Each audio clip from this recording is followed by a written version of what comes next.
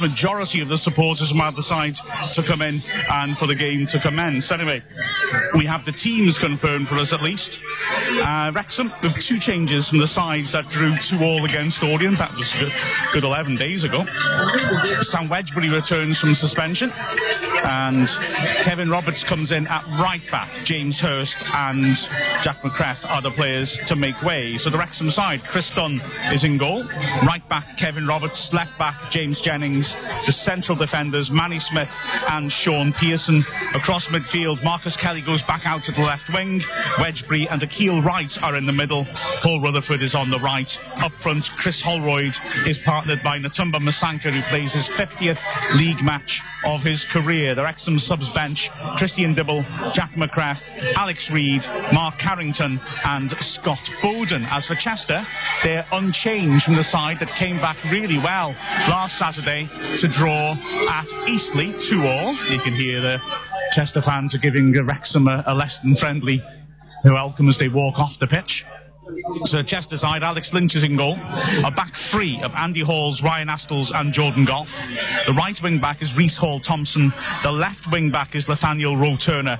In the centre of midfield, Kingsley James and Lucas Dawson.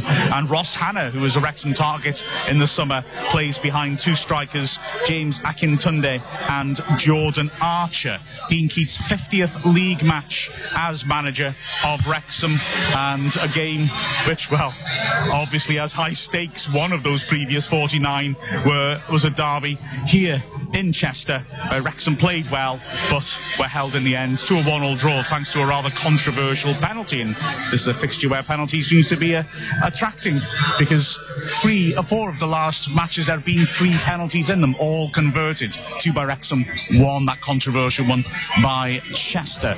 I'm Mark Griffiths, thought maybe I should mention that, I suppose, and I'm joined by Carl Hogan and James Harrison. And James, I don't think there's a huge amount of surprise, I think, in the side that Dean Keats has named, really.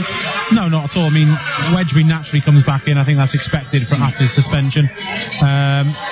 Dean gambled, I suppose, with that more attacking lineup in the last game against Leyton Orient. It didn't quite click, or it wasn't as we hoped it would be. So it just secures things up in that midfield part. I think Wedgbury and Wright are probably our strongest midfield combination. Yes, it doesn't give us the creativity, and Kelly's out left on the left-hand side, where is he effective, is he not? But he's still influential in the way they play and getting the ball to him, and Rutherford is the workhorse there. So I think he's right to revert back to that, certainly away from home. I think maybe at home we might see a slightly more attacking formation, maybe attacking lineup, but certainly this is the team I'd expected tonight. And I suppose it was just really possibly who plays in goal, and maybe who partners Holroyd up front are the 2 areas you'd have suspected may have changed. Yeah, and Masanka did very well in that last match with his work rate, so I think it's understandable that he's going to get the nod here today, I think, really. Yeah, absolutely. It's Masanka's best game, I thought, in a Wrexham shirt, certainly this season. The work rate he put in, he was pivotal to getting both goals. Yes, the ball was, Rutherford got the assist, but Masanka was there in the build-up for both. He put a lot of running in and had a first touch, held the ball up wisely, and actually laid it off on several occasions, which allowed Wrexham to develop play, which is something I've been critical of him for, and it's something that he needs to develop in his game. Yeah, his touch was quite sure, which certainly hasn't been the case at some points this season. I was thinking as well, Carl, that perhaps inevitable that Kelly would be shifted out from the middle and we'd have this more physical look, because we've looked strangely exposed the last couple of matches. I mean, the last 2 games in Easton were let in 2 goals. That's not what this current Wrexham team is all about, is it? No, not at all, and it was a bit of a surprise, really. I think it certainly surprised me. I think a lot of fans as well, but yeah, it just looks a little bit more solid without Kelly in the middle. I know it's a bit more creative, but we sacrifice that solidity in the middle when he's there. So putting him out on the left, he's still creative and able to work hard and drive down the left-hand side. And we're just hearing of a delay. Lovely. Yeah, that's right. We're going to delay the kick-off till 8 o'clock today because of congestion outside. Like I said, it did seem eerily quiet inside the stadium.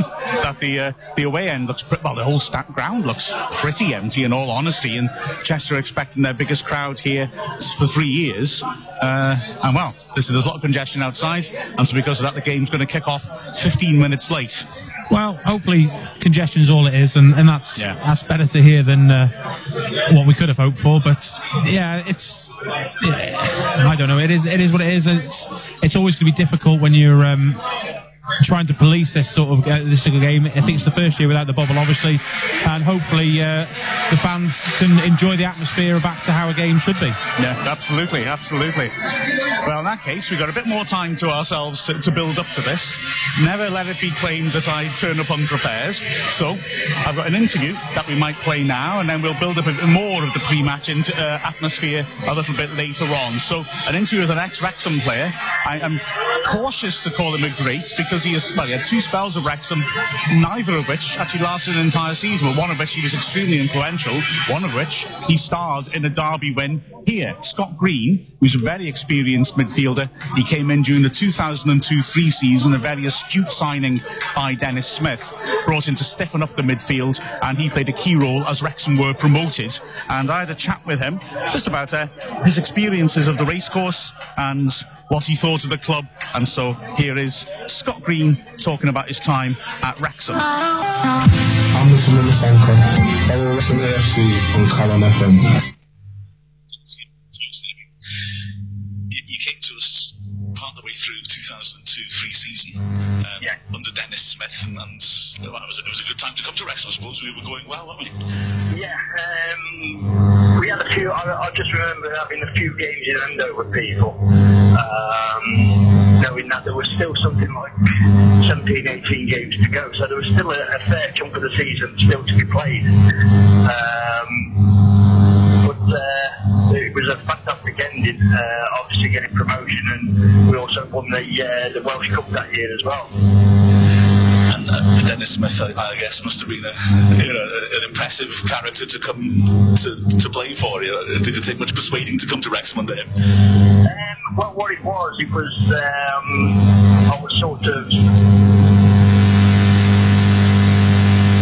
not playing enough football at that particular time, and Wrexham showed a big interest for me to play. And that sort of, it was more about me playing football, and knowing that the background of Wrexham was always a footballing team, and that suited me as well. I recall one of the early games you played in was a game that Dennis Smith always said was a little turning point. We went to Exeter and in danger of dropping out of the league and lost. And I believe afterwards Dennis Smith was furious, and from then on we went on a terrific run to the end of the season. We played some great stuff. Yeah, absolutely. Yeah, I remember the Exeter game. Obviously, a disappointing result, but I think, like you say, it sort of kick-started our performances. We felt a bit disappointed in ourselves as players and as a team, and obviously the rest of the history as far as what we've done after that. Yeah, some nice sort of players to work alongside as well. In midfield, the likes of Darren Ferguson, I suppose, must have been an easy player to link up with and combine with. Well, I think when you look at the squad that we had some terrific players, and we look at sort of the progression that individual players went on to, the likes of Lee Trundle, Andy Morrell, Carlos Edwards. So these players went on to play at higher levels again. And you played a big part. I remember particularly a game against Hartlepool at home when you scored the top of the table. You scored both the goals, and we beat them as well. It must be a good feeling to go into a big game like that and be the man who turns it all around. Yeah, I mean, to contribute for the team effort, that was the most important thing for me.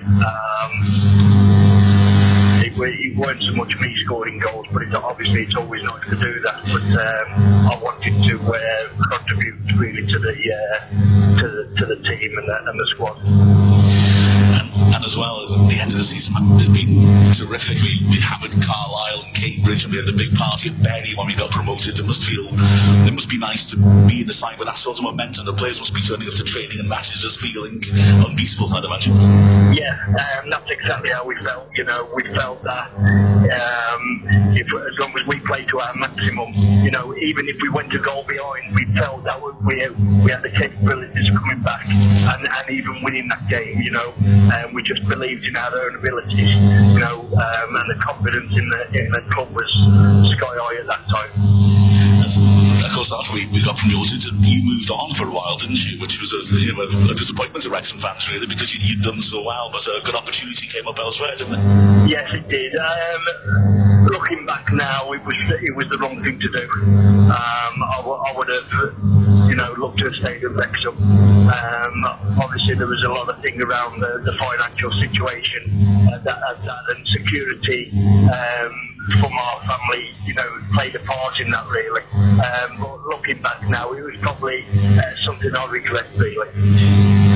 You did come back, didn't you, of course, briefly a couple of seasons later, but it probably a slightly different feel around the club then, I'd imagine. Yes, and also there was different circumstances around myself as well. I'd just come back from a long-term injury, and I wasn't back to that I was in 2003, really. You know, I mean, I enjoyed the second spell there, and you know, I just wish I'd have been able to be the same player as I was when I was there, you know, previous to that. It's been interesting, different personnel, you know, the likes of Ugarte scoring lots of goals then, and then Mark Jones coming through to play alongside you in midfield. It must have been interesting players to play alongside, even in a different context.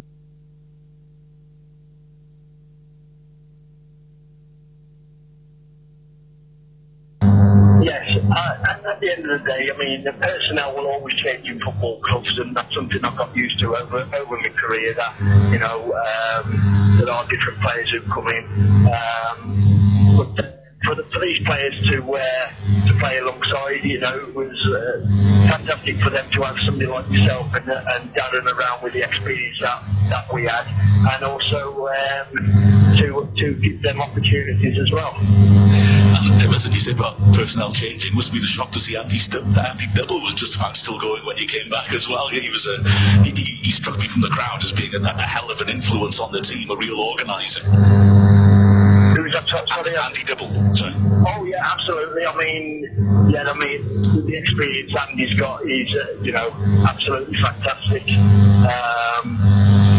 Yeah, and like I say, that experience is priceless, really. I'm Barry Marks. Follow Wrexham AFC on Calon FM. So there you have it, Wrexham. Old boy, Scott Green, a player who had a massive influence on Wrexham's 2002-03 promotion season and experienced success in the derby here. For those of you who are joining us late, just to let you know that the kick-off has been delayed for a quarter of an hour because of congestion outside the ground. It's, as I've said at the start of the broadcast, Wrexham, the first game Wrexham and Chester have played for some years without the bubble, and quite frankly, it's led to a lack of atmosphere pre-match inside the grounds because everyone's outside, obviously.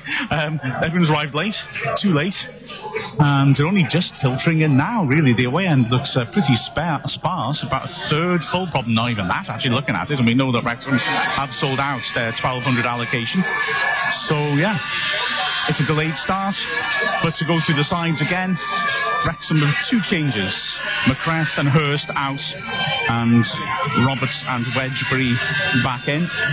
So Wrexham lining up with Chris Dunn in goal, right back Kevin Roberts, left back James Jennings, Manny Smith and Sean Pearson, the two central defenders. In midfield, Marcus Kelly, Sam Wedgbury, Akil White and Paul Rutherford, and up front Chris Holroyd and Natumba Masanka. The subs for Wrexham, Christian Dibble, Jack McCrath, Alex Reid, Mark Harrington and Scott Bowden. And the Chester side, Alex Lynch in goal. Across the back, Andy Halls, Ryan Astles and Jordan Goff. The right wing back, Reece Hall Thompson. The left wing back, Nathaniel Rowe Turner. In centre of midfield, Kingsley James and Lucas Dawson, and Ross Hannah playing in the hole behind the two strikers, James Akintunde and Jordan Archer. The substitutes for Chester: Nathan Vaughan, Paul Turnbull, Harry White, Niall Bell and Afrande Zanzala. So, an interesting test. Well, James, I mean, all season, as Wrexham have looked so solid, I've been sort of thinking, well, maybe this is the sort of side of lots of experience and grit, which is suited to this sort of challenge. You know, you come to an away derby game, yeah, it's hand-to-hand combat, and this side's suited to it. The last couple of games, which Carl and I were mentioning before, we've let in 4 goals in 2 games, that made me feel slightly edgy, more defiled game, I guess, in all honesty. And the sort of power outage that we had in that match, we can't afford to play like that in a game like this, can we? No, we can't. And no, it's no disrespect to Ollie Marks, who's gone out on loan to get some experience, but Sean Pearson as a captain is a big loss into that back four. It works as a unit, protected by the midfield unit with Wedgbury in there, and you know those have been missing in those games, and perhaps that shows, and that's the reason why. So I'm expecting that the characters that Dean's brought into the club, that he's referenced time and time again, this is the sort of game that you want them to be there and stand up and be counted for. We know we've got players that accumulate yellow cards. They've got to be sensible tonight, because the atmosphere here is one that you can go over the top. We've seen it in the past, and perhaps this is where they've got to, they're saying the right things to the press, but they've got to do it on the pitch. They've got to be in control of the situation whilst keeping that sort of tenacity and tempo up that you expect from a derby game. Absolutely right. And as well, I mean, Carl, the issue Wrexham have had is lack of scoring threat, and then we've got the bizarre situation where we go into this game as the lowest scorers in the league, yet if you win we go equal top. It's a very strange situation. Well, derby games are often tight. We need to have a bit more killer instinct in the box, you suspect, today than if ever. Yeah, what we alluded to earlier, wasn't it, really? Solid at the back, that's what's got us by so far, and you can't help but think that this league is perhaps not as good as it's been in previous years, and that Wrexham, as a lot of the fans have stated as well, and they're quite right, if we had a prolific striker, we would maybe be running away with it already on this form. So, yeah, if we can get it right in front of goal, we're going to be hard to stop, I should imagine. Absolutely, you just sense it. When you keep keeping clean sheets, if you just nick the odd goal here or there, whether it's from set pieces or from an ability to steal goals in the other side's box, then you're very dangerous. And the fact with, well, like I said, 3 points off the top, and illustrates that we are pretty much there. Maybe just 1 or 2 pieces of the jigsaw missing, but that feels like that's all, really. Yeah, you're looking for a striker that'll sniff out half chances, really, aren't you? Rather than, we've seen, if we give Holroyd the service, he'll score goals. Maybe that's not always there. It's the Vanarama National League, of course. The quality's not week in, week out, fantastic crosses into the box. It's not the Premier League. Yeah. So, yeah, we're maybe looking for that sort of player that can dig out the half chance and score here and there. And perhaps a bit more presence up front. I think we've seen that in glimpses from Natumba Masanga, who starts tonight, of course. On Saturday, especially, because the hold-up play before Rutherford crossed in for the first one was really good, and that's the type of thing that we need, a bit more grit, especially in this derby game tonight. Absolutely right. Well, he mentioned that Natumba Masanga, who's making his 50th league appearance today, and so let's hear from him. But first, let's hear from assistant manager Andy Davis, looking forwards to tonight's derby. I'm Mark Carrington. Follow Wrexham AFC on Calon FM. Well, Andy, Chester derby, need I say any more? No, obviously a big game for everybody. Fans, players, and staff. So we go there and hopefully get the right results. It's not just about the 3 points, so this time it's pride at stake as well. Yeah, it is. Look, everybody knows what it means to supporters. We'll reinforce that to the players as well. But for us, it is 3 points as well. It's to get them 3 points to take us in the right direction. Yeah, of course, it's a big 3 points that could really put a hold on the league table and put us joint top with Dover and maybe a bit of a statement as well. Yeah, it is. With us playing obviously in the midweek before, the others play at the weekend. It is a chance for us to go joint top again and get the 3 points, which is what we're aiming to do. But it is to make a statement of obviously we can get them points on the board before the others play. No FA Cup, obviously, last weekend. Is that maybe the advantage when it comes to preparation for this sort of game? Yeah, it's given us a little bit of time to prepare. We've spent a number of days working on different things, ready for the game.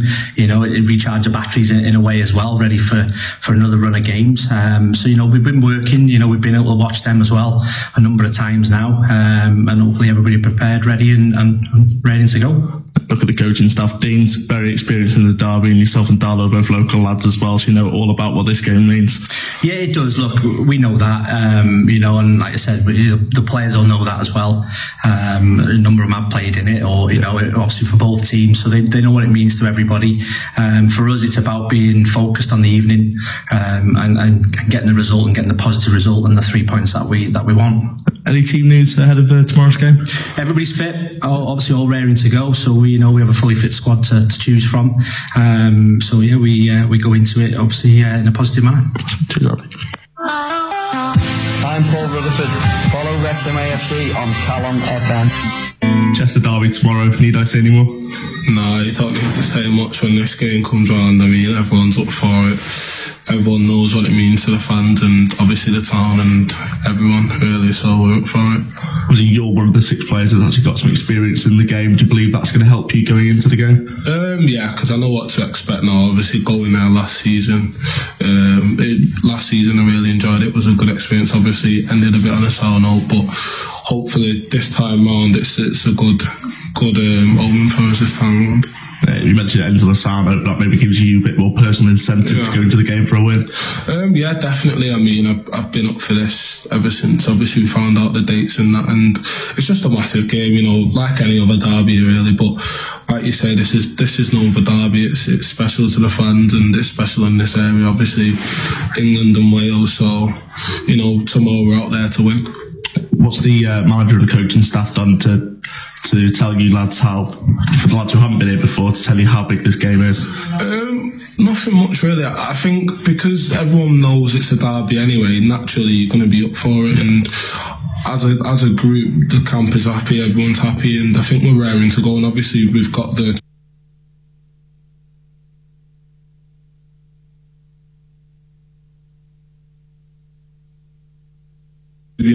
I know it's a massive derby and that means a lot to everyone involved in it, but at the same time the 3 points is what we're after, and if we can get that, which we're hoping to, that'll be even better. Yeah, is that also another incentive that since Chester FC reformed and came back into the league, we've never won away there? That's something we want to change. I never knew that, but obviously that's something we want to change now tomorrow, and hopefully we do that and we go there and express ourselves and show everyone what we're about. Cheers. I'm Sean Pearson. Follow Wrexham AFC. There's Ollie Williams there talking to Andy Davis and then the Tumba Sanka leading into the game. As I've mentioned before, the game is delayed an 8 o'clock kickoff, at least that's the plan. I assume they'll stick to that, but I've got to say at the away end, I mentioned at the start of the broadcast it looked at best a third full, probably not that. Just looking at it now, frankly, it doesn't look any different. And I can't see people coming in through the entrances. So, I mean, my gut feeling is this ground ain't going to be full by 8. But as we've just been discussing off air, it's live on BT Sport, and I strongly suspect BT Sport might be willing to hold up for a quarter of an hour their schedules. They're not going to be willing to hold it up any longer than that, and so I guess we will start at 8. Whether all the Wrexham fans will be in by then is a different question altogether. Yeah, it doesn't look likely, does it? There's probably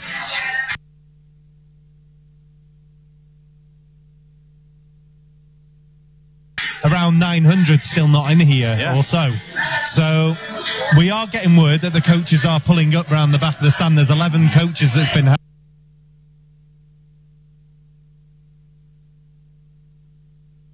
held up. Apparently the police held them in Queen's Ferry for some reason, I don't know. So they're here now, so it's just a case of getting them in through the gate and then they can enjoy the game. Absolutely. So whether they hold it up a little bit further or not, well, we'll have to wait and see. But like you said, with it being on TV, you kind of suspect that BT's heft will mean that won't be the case, and we will crack on at 8 o'clock. I think so, yeah. Yeah, the Chester fans, I think, are pretty much in now, I would say. My son is supposed to be in the end. I was texting him as well a moment ago. He's just a second replied saying he is at the ground, but he's nowhere near getting actually into it. So, wow. It seems like a strange sort of situation here. Anyway. I mean, I know we're allegiance to Wrexham, etc., but it does sort of... Yeah, is this ground capable of bringing in 1,200 away supporters? I know Wrexham fans weren't very happy about the allocation, but this might be point in case of why that decision was made. Yeah, it's a strange one. I mean, it's held this many Wrexham fans before.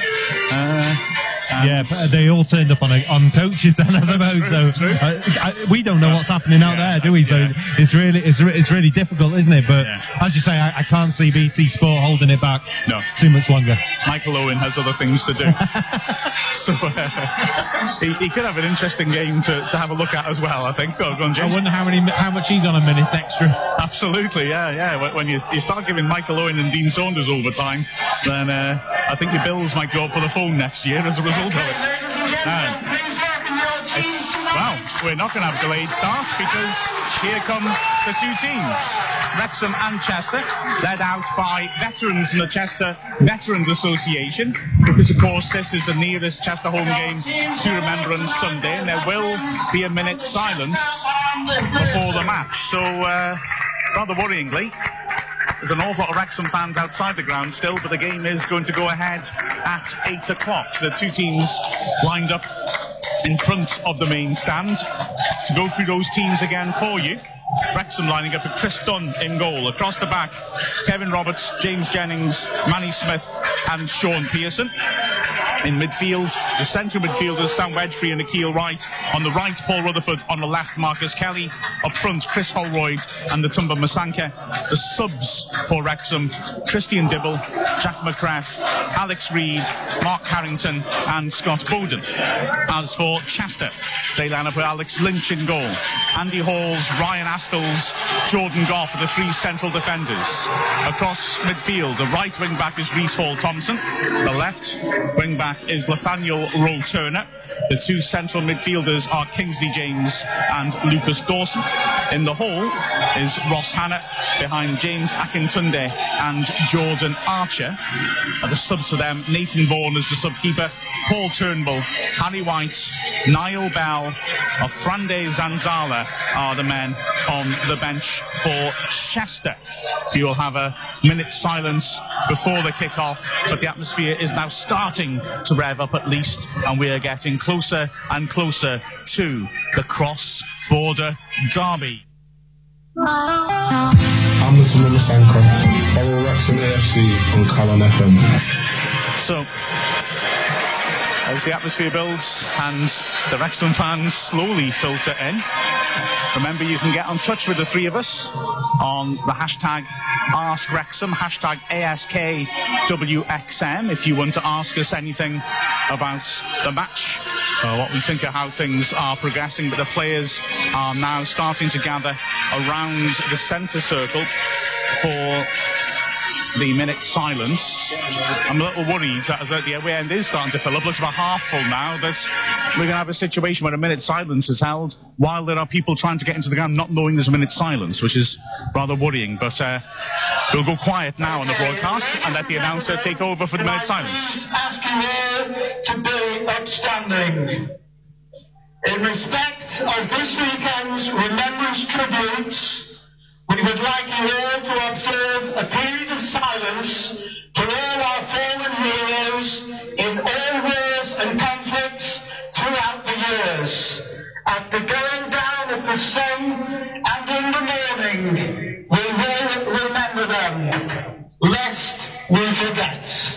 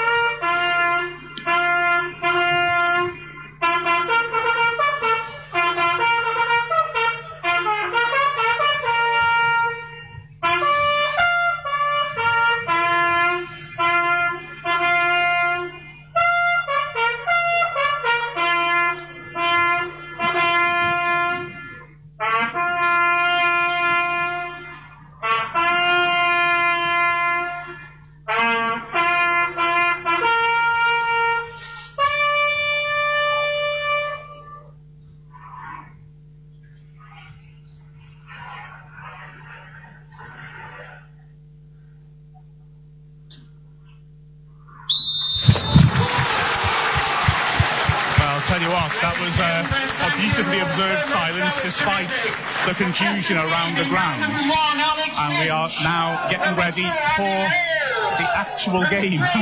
Feels like we've been waiting a heck of a long time for this moment, but the players are gathering and we are nearly ready to get going. Wrexham away to Chester in the cross-border derby. The away end looks maybe 2/3 full, in all honesty. I wouldn't like to say any more than that. But the game will go ahead. Wrexham fans starting to walk across the front end of the away end. Wrexham will kick towards the Chester end in the first half. Chester will kick off. Ross Hannah gets the ball back. And Chester come forwards. Halls driving it long. Sean Pearson makes it his and plants a fourth right header deep into Chester territory. Halls clears poorly. Rutherford brings it down, can't quite control it, and it's a crunching tackle on him by Kingsley James, and it comes off Rutherford last for a throw-in on the halfway line. Left-hand side. It's an old cliche, James, but a few early tackles will really settle the players down, I think. Yeah, definitely. It's going to be the feisty derby, although it's not started that way with the atmosphere because of everything that's going on, but I'm sure the players will soon get the crowd warmed up. Throw in taken. Lucas Dawson squares cleverly, and then good pressure by Kelly. Well, it's been penalised actually by the referee. Thomas Bramall is the referee. I'm surprised he's given that free kick, but a free kick to Chester in midfield on the halfway line, right hand side, and that gives them an opportunity to maybe put the big men up from the back, but they haven't. They've just sent one man up, and in fact now, belatedly, it's a bit of a negotiation, and Goff is going to go up, the least big of the three central defenders, and the one who isn't usually an aerial target. That's strange, as the keeper steps to the halfway line. As Halls decides not to go up, it's driven much too long by Lynch and skips first bounce into that Wrexham away end, which is filling up slowly. Goal kick for Wrexham. Wrexham, their away kit, yellow shirts and red shorts. Chester in the usual blue and white stripes and white shorts. And well, from a Wrexham perspective, if they are indeed up against a side playing three at the back, then they want to try and get those wide players in early, try and get on the sides of them. Yeah, absolutely. We've got to learn from our tactics when we've come against a win-back system, and we've got to use our extra men from out wide to benefit. Goal kick's taken, and Chester have it in their own half. Also sure they are playing three at the back, actually, looking at it, which is slightly surprising. Roe Turner with a mishit pass forwards, which goes out, throw to Wrexham. In fact, they are, but they've switched Roe Turner, who was the left wing-back on Saturday, with Goff, who was the left-sided centre-back, but I think there's more of a full-back and a centre-back. So that's an interesting move. That may be because there is so little pace in that Chester back three. Yeah, I'm just thinking that perhaps with the pace of Masang, well, all the Wrexham front line really, apart from, say, Bowden, have pace. Throw in taken, it comes back to Roberts, the ex-Chester full-back, and he drives long. That's an awkward one, and Masanka's chasing after this, and it bounces through to the keeper. But Astles is not quick, as I said, or Halls, and he looked uncomfortable then as it was knocked over the top. The way end's getting more and more full, and is making more and more noise as Dawson tries to play a poor pass. Akil Wright intercepts. Holroyd challenging on the halfway line, can't win it. Chester tried to build from deep. Hall Thompson, their pacey right wing back, finds Halls, who switches cleverly. Good ball to the left. Goff back to Roe Turner. Chester moving it around in their own half. Wrexham just keeping their shape. It's on the edge of Chester's box now. Feds midfield. Akil Wright tries to hassle Dawson. Dawson, good touch to work it back to the edge of his area. Good ball towards Goff. Good first touch. Takes it past Rutherford. He's running out. Roberts feeds it in beyond him. Manny Smith is there. First typical Manny intervention. Sliding and putting it out for a throw in 20 yards out. Throw back into midfield. Dawson gets it stuck between his feet, but does well to get his head up and switch. And now here's Halls, the right-sided centre-back, helping it on to Hall Thompson, who has terrific pace and carries it forwards 30 yards out. Kelly's quickly across to close down the space. So back to Halls, who can lift this to the edge of the area. So he feeds a good ball to Vita Hannah, who takes it on cleverly, and Dunn has missed that, but Manny Smith will take control under the crossbar and coolly walks it away. A nervous moment for Dunn there, as it went beyond him, James. Yeah, that would have been not what the storyline needed there. And Manny Smith, I thought, almost too casual with his touch, but always in control and cleared it away. But yeah, nervy moment for Wrexham there. Yeah, Manny knows, don't worry, Manny knows. Throw in 25 yards out, though. Dunn didn't know then, quite frankly. Through and taking a Keel Wright, excellent tackle, and Holroyd deep in his own half. Picks it up and works it back to Jennings, that left back. He's got space, carries it to the halfway line. First real chance for Wrexham to confront Jennings as well. He's got past his man. Can he lift something into the box here? He can't, but he squares it on nicely. Holroyd's dropped off, 30 yards out. Chester converge around him quickly. Back to Jennings, who does well to come inside. Nice ball down the flank as well. Rutherford's popped up on the left. He's trying to cut it back into his right foot. Patient play this. Back inside. Jennings still high at the pitch. Turns his man rather nicely, but then can't get away from James, who persists well, wins the ball off, and great tackle from Wedgbury. The ball spins in the Chester box. Headed clear. Can Chester break now? Hannah lays it off cleverly. Chance of an overlap now. Goff, the left wing back, on the halfway line. Squares it inside. Space for Dawson, who's got the best passing range of the Chester midfielders. Feeds a good ball into the feet of Akintunde, but a poor touch by the striker. Akil Wright takes it from him. Now Wrexham can break. Kelly on the halfway line. Chester's lack of pace means they don't tend to push up much, though. And so as a result, there's no quick break on. It also means it doesn't feel quite like that combative derby in some ways, because the lines aren't squashed as much as you might expect. Poor ball by Jennings. So it's thumped forwards. Pearson with a good header. Akintunde controls it well, but he makes a sloppy pass. Rutherford latches onto it, running at the last defenders. He tries to poke a through ball to Masanka, but plays it in behind him. Masanka wanted the ball through the middle. He plays down the left channels. Disappointing finishing pass by Rutherford, that. Yeah, it was a good drive forward from the middle. Rutherford picked it up well, just not quite on the same page as Masanka, who'd come and cut for the near post, and Rutherford played the ball on the outside. Here comes Chester once more, and that clever little dummy by Hannah, but Akintunde misjudges that, and it's cleared all the way through to the Chester keeper, Lynch. 6th minute here on Calon FM, the cross-border derby. Chester 0, Wrexham 0. Chester having more possession, more of the ball at the moment. And that one nervous moment for Chris Dunn as James tries a clever ball over the top, looking for the pace of Archer. He's done well to get to it, right side of the box. Holds it up now, looking for support. Pearson tight to him. Good strength by Pearson. He's poked it for a corner. A chance for Chester to put those big centre-backs up, James. Yeah, absolutely. I mean, you talk about the lack of pace at the back for Chester, but they're experienced players. They know what they're doing. And Wrexham are going to have to be cute in the way they play and work around them, because we've got quite a young strike force in terms of Masanka up there. And good in the air from set pieces. Astles is a bit of a monster. Yeah, absolutely. And Wrexham's Achilles heel can be, the defending set pieces. Was against Orient last match. Corner then, right-hand side. Belatedly, Masanka comes back, so Wrexham have every player marking up, because Kingsley James was a good shot from the edge of the area. He was unmarked there. There's a player arriving late, unmarked at the far post. It's floated in towards him. It's Goff, free header, poor header. Puts it well wide. It was good thinking by Goff. Late arrival and good vision to put the corner in, but poor head. Dean won't be happy. He was very frustrated about the marking at the corner that Leighton Orient equalised from, and I'm sure Dean Saunders will be taking credit for that, because last time I remember Wrexham getting every man back was under him. Absolutely, yeah. Well, it's a goal kick, but Goff didn't do well then. He arrived late, and from the edge of the area, completely unmarked, just planted it well wide. Well, the way end looks pretty full now. As Dunn takes the goal kick, well, won in the air by Roe Turner. Picked up in midfield by Archer. Poor touch by him, though. And now it's Keel Wright scrapping. He's done well to bring down an awkward ball. Chester press on the halfway line. Jennings feeds it forward. Holroyd can't help it on because Halls is tight to him. Good strength by Halls to win the second ball as well. But Wright and Kelly exchange passes neatly. Jennings now on the halfway line. Chester holds again quite a deep line. Wrexham just can't find any space in behind them, so they're passing it around in front of them rather.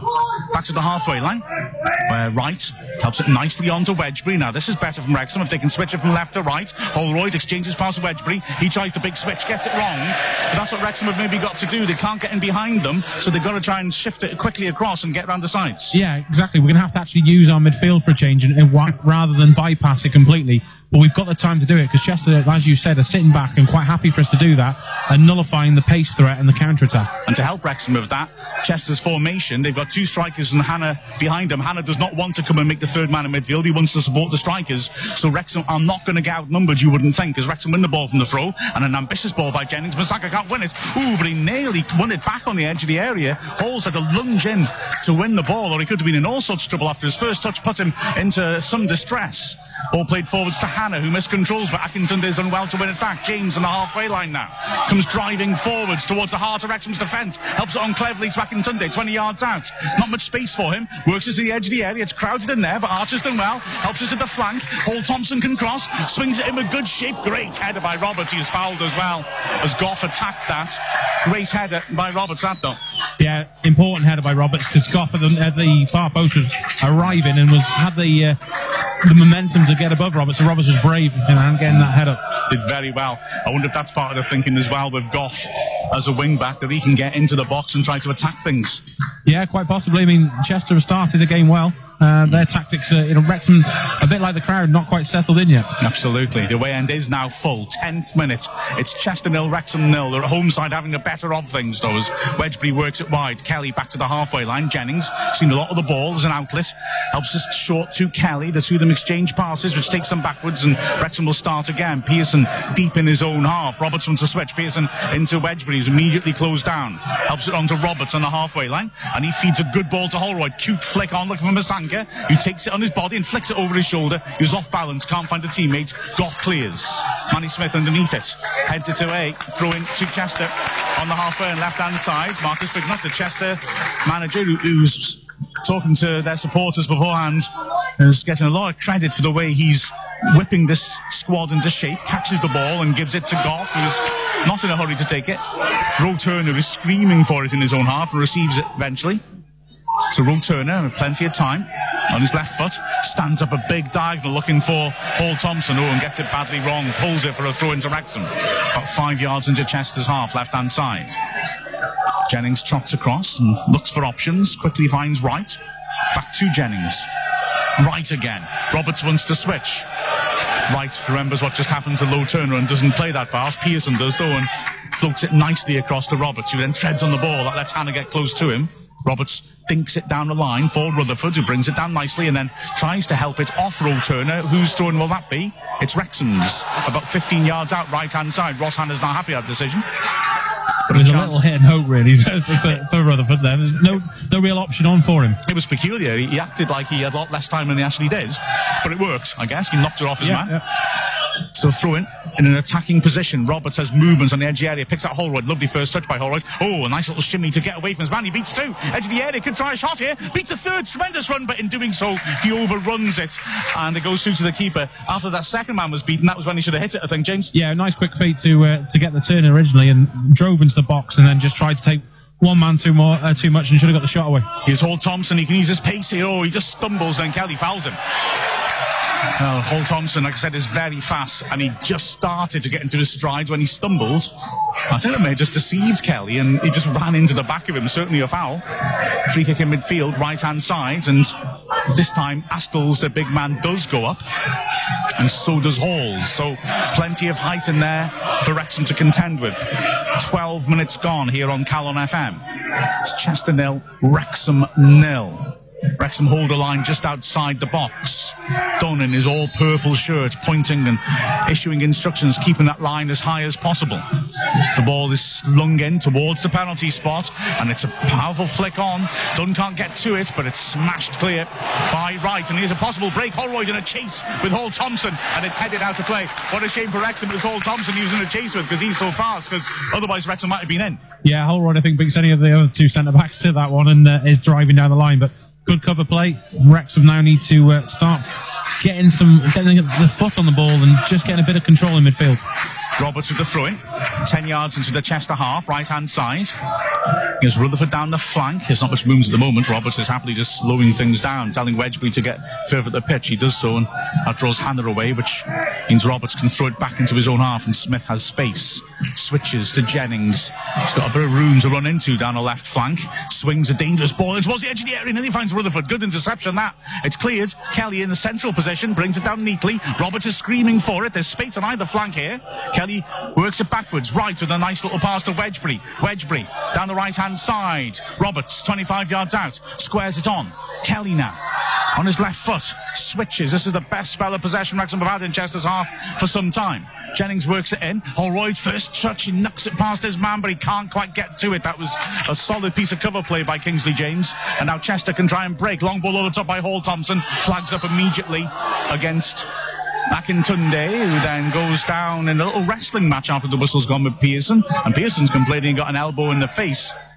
I didn't see much in that, I got to say, at all, James. No, if anything, I thought Pearson grabbed hold of the Chester player and dragged him down. Yeah. But, no need for it really when the offside flag had already gone up. Certainly in terms of the Pearson appeal, that was right in front of the Wrexham fans who were down the side of the pitch, and none of them reacted to what I can tell they did at all. And fans in the Derby game, particularly, always on a hair trigger to react. So there was nothing going on there apart from an offside. But as there is, the ref is still administering a talking to the two players. Pearson does like a bit of argy-bargy, it's got to be said. Well, maybe they had a bit of a chat and didn't like each other when Archer perhaps trained with Pearson for a little bit. Ah, all right, well, feasibly. Free kick anyway to Wrexham.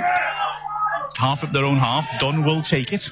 Drives it up towards the edge of the area. The target is Masanka, goes beyond him. Holroyd might lash onto that. He does, wide angle, pokes a shot wide. It was a very difficult chance, that, but the Chester defence static. And Holroyd, again, he's looking very alert, isn't he? Latched onto what looked like a nothing ball. Yeah, Holroyd's been, since he's come back into the side, he's been really our most potent threat. But he's been dangerous. He's full of running. He comes a little bit deep at times for me, looking for the ball, which I understand why he's doing it, but those are the type of runs you want to see him making, and he's dangerous when he gets in those positions. Absolutely.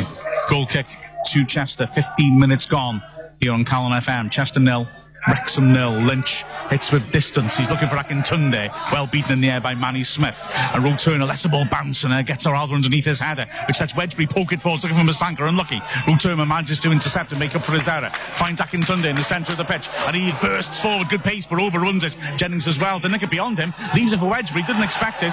He's poked it away. He was caught late by Archer. I didn't think there was a huge amount in that challenge by Archer, but Pearson straight in the referee's ear. Free kick given. Yeah, I think that's it, surely. I think Archer's entitled to get to go for that ball there. Jennings and Wedgbury sort of leave it for each other, and Wedgbury's then sort of forced to react late, and Archer's tried to nip in. Yeah, he does catch Wedgbury, but no more than that. Well, he's brought Archer over to him. Wedgbury is still getting treatment, and it's a talking to for Archer. It's yellow. Well, I know I'm supposed to be biased, but I think that's very harsh. Whether the earlier incident influenced his thinking, but in that case, I think Pearson has done a bit of a number on Archer by getting that talking to for both of them, putting the thought to the ref's eye that Archer's on a last warning. Because the only thing I've got now is, like you said, we should be biased, but that's not a yellow card, and if that's a standard the referee's going to dish a yellow card out for in a derby, we're in for a long night with not many men on the pitch. Got to say, Wedgbury is limping very heavily, but I don't think there was anything malicious in what Archer did, personally.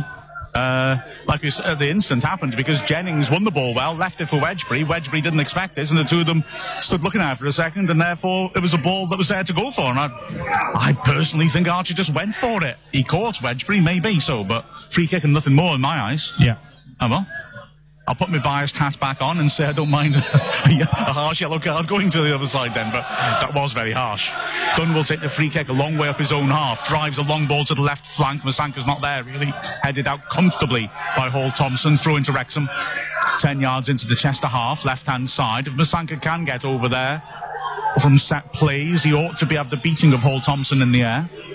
That may be what Wrexham are looking at. Throw in taken short. Jennings gets it back from Kelly. Finds Masanka, who tries to hold it up. The ball bounces off his thigh, rather, and it's smashed deep into Wrexham's half and out of play. Throw into Wrexham, just short of the halfway line, left-hand side. Pearson thinks of taking a quick one. Never really anything on there. So he gives us Jennings. Jennings looks around for movements. The Chester fans acknowledge their subs who go to warm up in front of them. Jennings throws down the flank. It's Masanka beaten in the air. Another throws to Wrexham on the halfway, and Jennings quickly now to the feet of Kelly. Jennings receives once more, back pedals, and then he's charged down well. Throw again to Wrexham on the halfway line. What will Jennings try this time? Tried down the line, didn't work. Tried it short, didn't work. Third time lucky. Down the line again, looking for Holroyd. He flicks on cleverly. Now Kelly takes it well on his stride. Down the left-hand side, he has to check out because he's surrounded by Chester players. Finds Jennings, who pokes it down the line. Wrexham interchange, little back heel looking for Jennings, who tries to get on the back of the defence. That's really alert defending by Hall Thompson. Poor clearance by him though, headed in towards the edge of the area but cleared.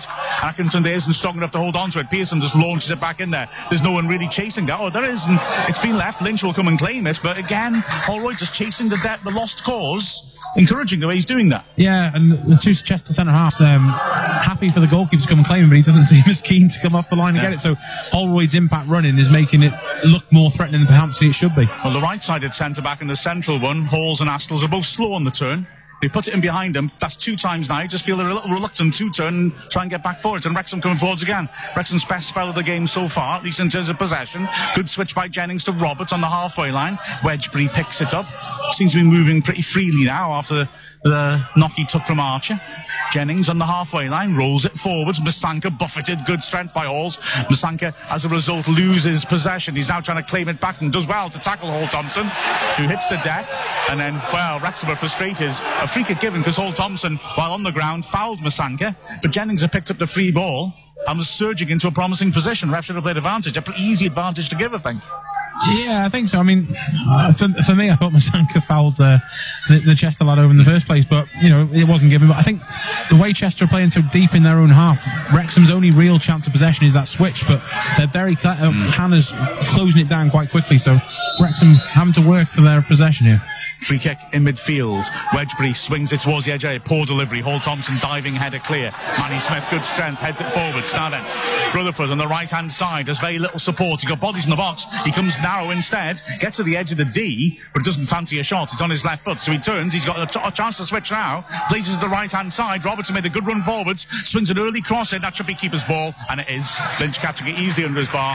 That was a good crossing opportunity for Robertson. He had bodies in the box and a disappointing delivery as Lynch manages to pick his way through the crowded box and bowl the ball out to the right-hand side. Hall Thompson with a great run up by Hannah, and he plays it towards him. Hannah's took it beautifully in his strides, but his second touch is heavy, and Roberts, making up for his error, did really well to cover that and dispossess him and clear. Good defending that, but promising work from Hannah as Holroyd is now wrestling with Goff. The free kick goes against Holroyd. I think that was a bit of a 50-50 in all honesty, but I like Hannah. That's nearly got him in the sun. He's looked lively playing off Archer the last few games, and that was a good first touch by him, but Roberts was very alert to deny him. Yeah, it was a good job that Hannah hasn't quite got the pace he did have, and Roberts could turn briskly and clear it away, because it was a good little flick over the top, and the defender wasn't expecting it. It's fairly even now, I would say. Few chances here in the cross-border derby. Chester 0, Wrexham 0 on Calon FM as Dawson stands a free kick up into the box. That should be Dunn's ball. He comes, he misses it. Was he fouled? Well, yes, he was fouled. I thought he was, I've got to be honest. There was little excuse otherwise because it looked straightforward, but he was barged into, and he stayed down, in fact, which is always worrying when you see Dunn hitting the deck and staying there. Yeah, it's worrying, but should be claiming those crosses. He does. Last season, his shot stopping, he's good in goal. Done. His kicking and his crossing does worry me at times, and you're harsh, James. Well, that's a routine. That's a routine. That's a routine one he should be catching for me. But if you're in the air and someone hits your body, you can't hold on to the ball then. It was a foul. Come on, James. Come on, James. Well, having watched the video of the Orient game where we disagreed on it, you were right. Yeah. You probably should have done better with the miss-hit cross that went in. If it's the opposite way round, I'd be fuming. Well, that's because you're biased, isn't it? Maybe. You're sitting in a Chester stand wearing a Wrexham hat, James, which is an act of heroism. Or stupidity, one or the other. I'm not sure. Born rebel. Absolutely. So Dunn will take the free kick. He is up and he's okay. They did have treatment, but he drives it long and left-footed. Musanka is the target. He jumps, beaten to us in the air. Loose ball falls to right. He quickly helps her onto the flank. Jennings lifts it forward. That's a good ball. Holroyd is pulled out there. Back to goal, holding her on to it. Works it back. Ball swung into the edge here. Great run by Rutherford. He's in behind the defence here. Oh, and his touch lets him down. He pulls it back, but it's gone out of play. Wedgbury scores, but the Wrexham fans celebrate. The flag was up swiftly. Rutherford's first touch let him down in a great position. It went out of play for the goal kick. James can tell us a little bit more of that, and then Carl will take us through to half-time. Yeah, it was good play down there. He got to the byline, but unfortunately the touch just took him offside, and although the cutback was there and it was a fun finish by Wedgbury, well offside, and Wrexham, both sides really not quite creating clear-cut chances. No, and what a time to take over, James, just as it gets a bit exciting for Wrexham. But it was very reminiscent of the goal Sam Wedgbury legitimately scored earlier in the season, wasn't it? Yeah, not quite as late in the game and a little bit closer, but he certainly hit it sweetly. Yeah, he certainly did. He got a good contact on that. One thing I've noticed whilst I've been sat and watching, not one Chester player throughout this whole game has made any sort of challenge on James Jennings. They just stand off him and let him do what he likes. So going down that left-hand side might be The pot of gold for Wrexham maybe as Akil Wright challenges for the ball in the centre circle. Wedgbury runs into the referee as Chester get the ball moving down the left-hand side. Kevin Roberts at right back comes back and does the business for Dean Keats' side. Dumps it out for a throw-in, but a good turn of pace there. And Sunday was running clear, wasn't he? Yeah, and just going back to your Jennings point as well, not only are they letting him have possession, you thought they'd put a challenge on him, see if he nips back, because he is one that will give you that challenge back and maybe as a card candidate. Yeah, it's a strange one as Halls plays the ball forward to Paul. No, cut out by Marcus Kelly. Kelly's on the run now, left hand side. He's attempt fell and he crosses it in. There's no one there for Wrexham though. It bounces across the 6-yard area and Chester can clear the lines. Here's Hannah who dumps the ball out of play because he's saying the Chester player's down. I think his hamstring's gone maybe there, James, because he was chasing after Kelly. Kelly had put the afterburners on and he was running clear, wasn't he? But I don't think he was going quite clear. I think he was about to be overtaken, but as he tried to come past Kelly, he sort of clipped Kelly's heel. Kelly's managed to get the forward momentum going, and I think that's what's done his hamstring. And you're right, because it doesn't look good over there, does it? No, he's definitely down. And it's a pity. I think Kelly didn't realise he had so much time because he was down behind him, but he could have maybe held that ball up and waited a little bit longer because Masanka hadn't quite got into the box. Well, you're listening to commentary of the cross-border derby here from the Swansway Chester Stadium, live on Calon FM. It's currently Chester FC 0, Wrexham 0. And both sets of players are over at the dugouts, taking instructions from their managers. Marcus Bignett on our right and Dean Keats, Andy Davis feeding instructions into the Wrexham players. Wrexham, incidentally, in their yellow away kit this evening. Chester, of course, in their familiar blue and white. And it looks like Chester are going to be forced into an early change. So the fourth official's getting his board ready, James, so this doesn't look good. No, it doesn't, and he's genuinely walking off slowly here with the support of both physios, so I think it's a genuine. They often are when they go down like that with no real contact. It's almost an off-the-ball incident. So it's Hall Johnson, isn't it? That's looks like Hall Johnson that's slowly making his way over. So that's never a nice sight to see here when a footballer gets injured. But hopefully that's something Wrexham could exploit, maybe even force Chester into a change of shape here. Well, we don't know what, we don't know who they're going to bring on for replacement. It's not something that's ideal for a manager at this stage of the game in the first half. And as you alluded to again, going back to James Jennings on the left-hand side, Hall Johnson has been on that right-hand side, so it sort of maybe weakens that side a little bit more for Jennings to exploit.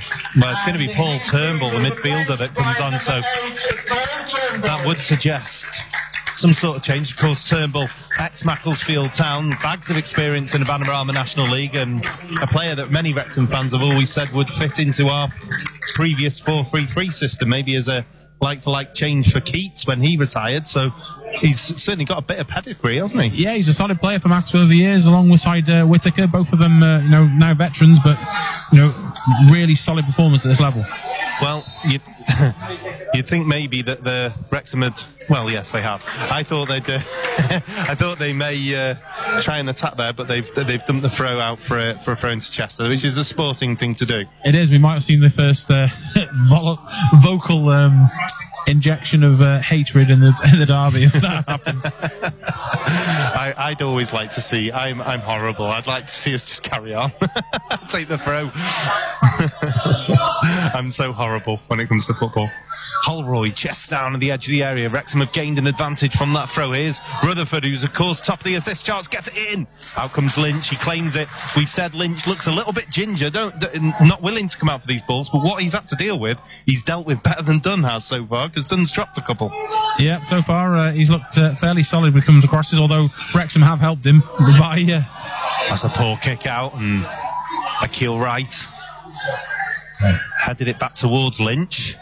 Marcus Kelly chases it down, and Lynch dumps it out of play. So a dodgy, as we were praising him, a bit of a dodgy moment from the Chester FC goalkeeper. Yeah, he's the Chester FC goalkeeper has come out and claimed the balls, but he's not great at kicking.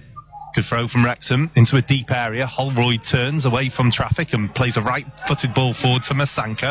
It's beaten in the air, but it's brought down by Kelly. The second ball won by Wrexham. Here's Jennings again, allowed to run past his man and into a central position. Still going, Jennings at the edge of the area, takes on the shot, and it goes out for a goal kick. But Jennings is being allowed time and space, time and time again, James. Yeah, and we know from last season, he certainly knows what this derby's about, and he certainly likes to get involved. So I'm sure up there on his agenda would be knocking one into the top corner. I'd love him to score in this game, I've got to be honest. It'd be fantastic. So James Jennings with an opportunity for Wrexham, just allowed to run in towards the edge of the D and take on that left-footed shot. It suits him, that.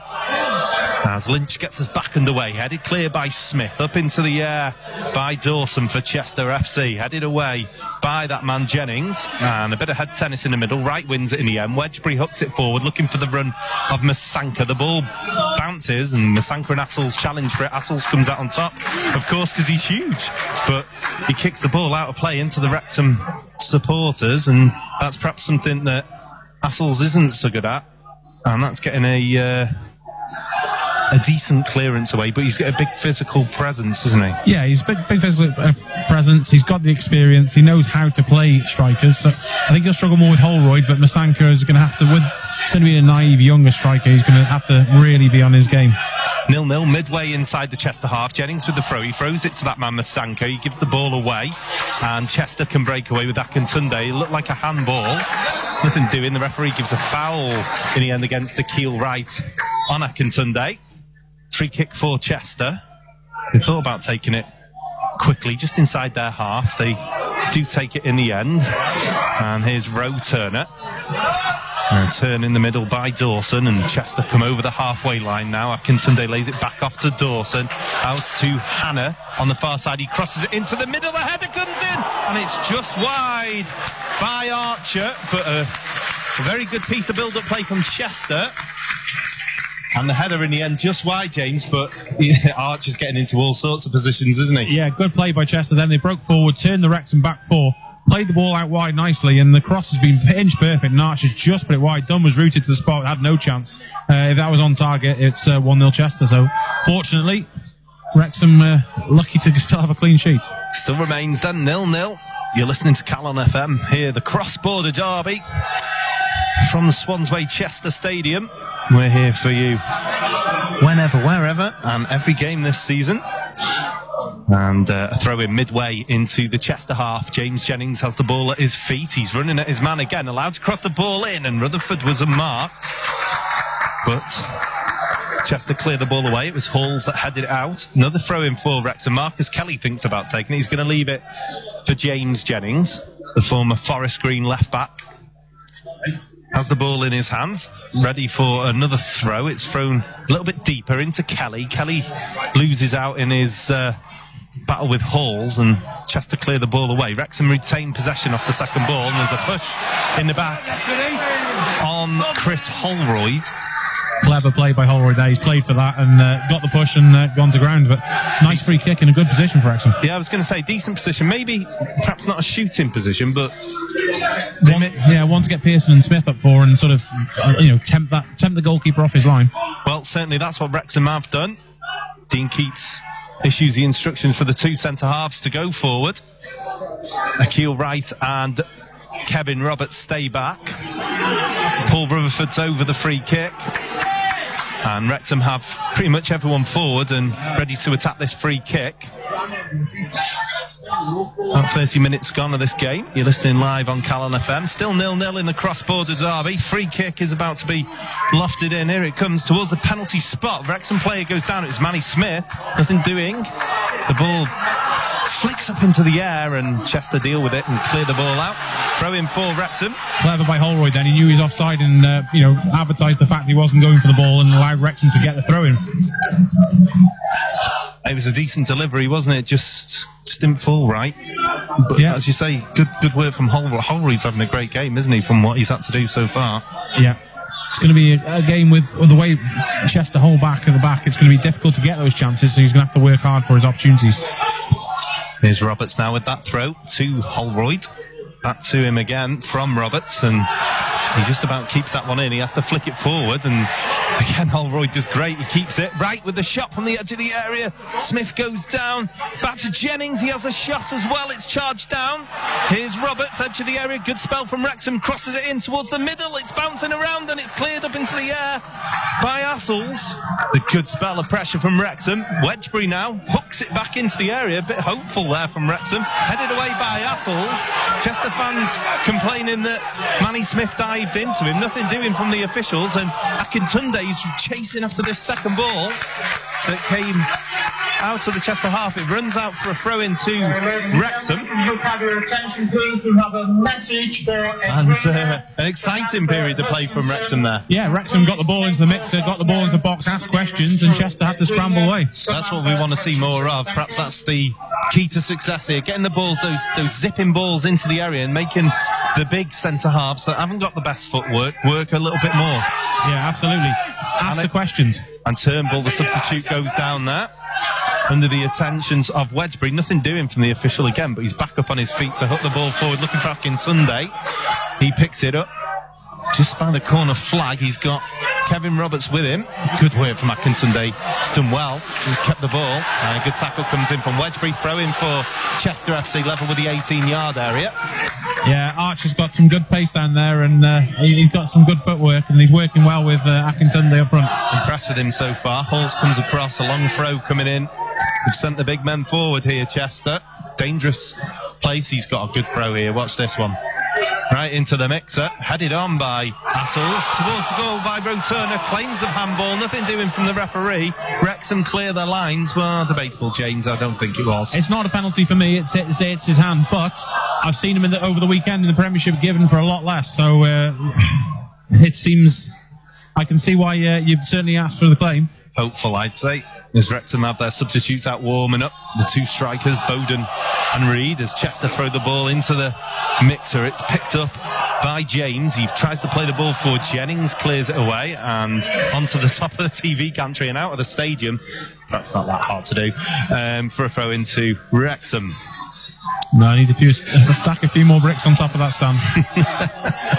A few more blocks. We'll say no more. And the Wrexham fans claim handball when the ball was being bowled over for a throw-in. That's fantastic. I like that one, as Wrexham putting on the pressure deep in the half. And Chester just get away with that one, and it was Turner. He was quite cool under the pressure. And again, pressure in the middle on Turnbull by Natumba Masanka. Chester deal with it. It's the highest line Chester have played all game. They've actually pushed forward almost to the centre circle. Goff inside to Akintunde. This is a good approach from Chester. Good tackle by Wedgbury, and Turnbull again with an equally good tackle to win the ball off Holroyd. And Goff plays it off Roberts for a throw into Chester FC just in front of us here. And some encouraging football for the Chester supporters just in the last few minutes after Wrexham seemed to be gaining the equilibrium a few moments ago. Still 0-0. You're listening live on Calon FM. It's the cross-border derby. The ball's with Goff of Chester FC. Goes all the way back to Assels. He bowls it out to the far side to Dawson. He picks up the ball in the middle. Wedgbury again with another sliding challenge. Turnbull picks it up back to Dawson. And Chester try and work their way down the right-hand side. Ball comes into the box. This should be Dunn's, and he looked like he'd got his footwork all wrong there, Chris Dunn, and it looked for a moment that it was going to go over him, and he manages to catch it though, so you can't complain. As the ball comes in over the top, and Holroyd cool under the attention of Ross Hammer. He drags it back and plays it to Roberts into Wedgbury, the holding midfielder for Wrexham AFC. He plays a crossfield ball to Jennings. Jennings skips past his man again, looking for Masanka, but the ball's cut out, and back up to Archer, who holds up the ball for Chester FC. And James comes forward over the halfway lane, plays the ball down the line, looking for Archer for Chester. He plays it off his man. That's where Masanka's going to do better. Jennings plays a great ball, attacking, and follows the ball to Masanka. Masanka doesn't get there, and we're exposed as he comes back, and Jennings is out of position. One of the things that lets Natumba Masanka's game down that first touch, James, and we've said it before, haven't we? And Yeah, a little bit disappointing there. There's the long throw again now. We're exposed to that. Comes in. It's headed clear by Pearson. And that looked like a goal kick to me, James, I've got to say, but... Yeah, I mean, it was difficult with our view. It's blocked by the players, but the way the Chester players walked off from it, the body language of both sets of players looked like a goal kick to me. Yeah, it's dubious, that one. It's going to be a throw-in anyway for Chester. It'll be taken by Dawson in front of those Wrexham supporters that struggled to get into the ground, that section of them. It's going to be a right-footed out swinger on the far side. And Wrexham have some defending to do. It's swung in towards the middle. Manny Smith heads it up into the air. And harmlessly rolls out of play to the left of Chris Dunn's post for a goal kick to Wrexham. So both sides having little spells, James, but it's not been a bad game so far, has it? Yeah, it's both, like you said, both teams are just testing each other out. I suppose Chester possibly had the more clear-cut chances, but Wrexham gained a bit more possession, and certainly as the half developed. Yeah, I think that James Jennings chance was probably the best one Wrexham have had so far. And Jennings still being able to expose Chester down the left-hand side quite often. As a throw-in on the far side for Wrexham in front of their supporters, and that 50% of the Sweetham chemist communities. I'm sure that's changed since the last time I come here. Well, it's a good turnout for both fans, really. It's probably the biggest crowd that Chester have had in their short history. Yes, I would agree with that one. And perhaps they might get over 4,000 tonight. So, yeah, throw-in far side for... We've got to be careful. Throw-in on the far side for Wrexham. James Jennings. And he throws it in down the line. Entertaining as always here on Calon FM. Akil Wright as well takes the ball in his stride in the middle of the park. He pokes it out to Roberts. He makes Roberts work and do a bit of running. He keeps the ball in, and it's with Wedgbury, who tries to spread the play over the far side. It's a wrong decision, and it's a good header by Hannah. He feeds in Archie, who runs at the Wrexham back four. Pearson comes over. Great work from Pearson. Yeah, what a fantastic centre-half he is. That was just very clever. He came over, took his time, stuck his foot out, used his body well, and it's a throw-in. Yeah, clever. It's the wrong ball, trying to switch the ball. Rutherford made a great run down the line from across field. That's where the ball should have gone, really. And not only that, it's a Wrexham throw as well. So it's absolutely fantastic. Just level with the 18-yard area. James Jennings takes it left-hand side, midway into the Chester half now. The ball goes into the Wrexham half, sorry, the ball goes as Dawson picks the ball up in the middle for Chester FC. Here's Assels. Plays it to Nathaniel Rowe-Turner. In turn, plays it out. A good ball. Out to this near side. And it's cut out by Wedgbury, though. And here's Roberts with the right-footed ball over the top, looking for Natumba Masanka. Rowe-Turner's challenging Masanka. It's going to be a Chester throw. Just again, Masanka perhaps not savvy enough there. You think he'd just try and hook it over him rather than just put his head on the ball. Yeah, but at least he's getting into the right positions now. You can see his game is developing under Keats' tutelage, and as he gets older and gets more game time. Chester throw the ball down the line, keep hold of possession as well as they hook it over the top. This one's Manny Smith's all day long. He heads it back into the mixer. Rutherford keeps it in. Rutherford's been quiet as the game's gone on. Keel Wright wins the ball in the middle, and Masanka throws the ball over the top looking for his strike partner Holroyd. He wins it, but Assels picks up the second ball and hooks the ball away, and Holroyd looks up at the sky wondering what he's got to do here to get a break at that Chester defence. Roberts throws it in. Holroyd surely brought down. Referee gives a throw in. That's the difference between Masanka and Holroyd. Just going back a few seconds, Holroyd has the ball with three Chester defenders around him, and he flicks it over the top with his head and runs onto it and causes a problem, ends up getting a free kick, whereas Masanka doesn't make that challenge, and the ball's easily taken back by Chester. And it's experience, isn't it? Absolutely. As you quite rightly say, that's why Holroyd, he's 30 years old, he's one of the best strikers in this league, and that's why. Yeah. So there we go, and Natumba Masanka will do well to learn during his loan spell off players like Chris Holroyd as Kelly swings this in towards the back stick. It's headed towards goal and in! Wrexham take the lead! 1-0. It's 1-0 to Wrexham. Looks like the captain. And it's Pearson. It's the skipper, Sean Pearson. The Wrexham end explodes. Wrexham takes the lead here And it's the captain, Sean Pearson. He heads the ball home. And Wrexham 1-0 up, James. Absolutely. It's a great delivery. The free kick won by Holroyd just in a clever hold-up play. What we were just talking about, the difference between Masanka and him. He wins the foul. The delivery's there. Everyone comes in at the far post. A melee of defence. And we know our centre-halves are great coming in and attacking the ball. And Pearson's got yet another header. Well, Wrexham have got 1,200 supporters behind them, pushing them forward here. And the lid lifted off both sides of the stadium there as Sean Pearson plants his header home past Lynch, and Wrexham 1-0 up here in the cross-border derby. Absolutely fantastic. There's a smoke bomb of some sort gone off in the Wrexham end. We don't want to see much of that. It was one of those slow motion headers. He heads it nicely into ground, is what you're supposed to do. And it's almost, is it going in, is it not? And it hits the net, and like you said, the stadium just erupts on the far side. Well, the Wrexham fans are now the ones making all the noise.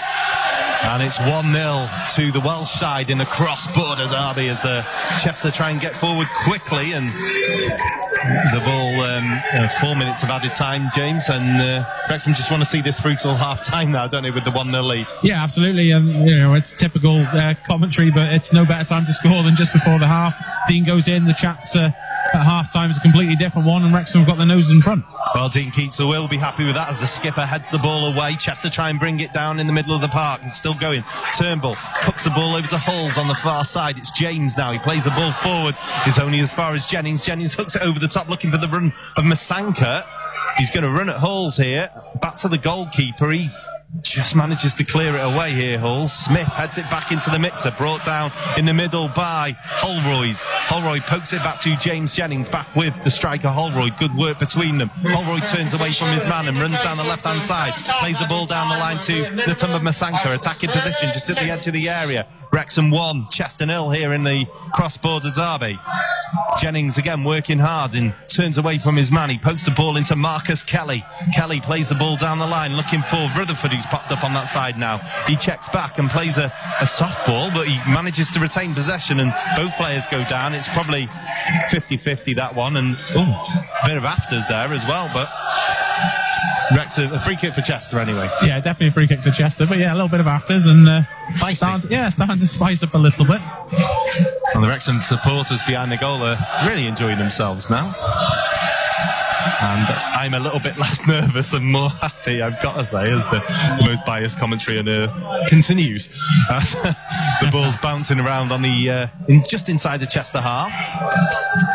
Turnbull looking to turn away in the Chester midfield. He plays it back. They look at 6s at 7s at sometimes. They're back three at Chester, I've got to say.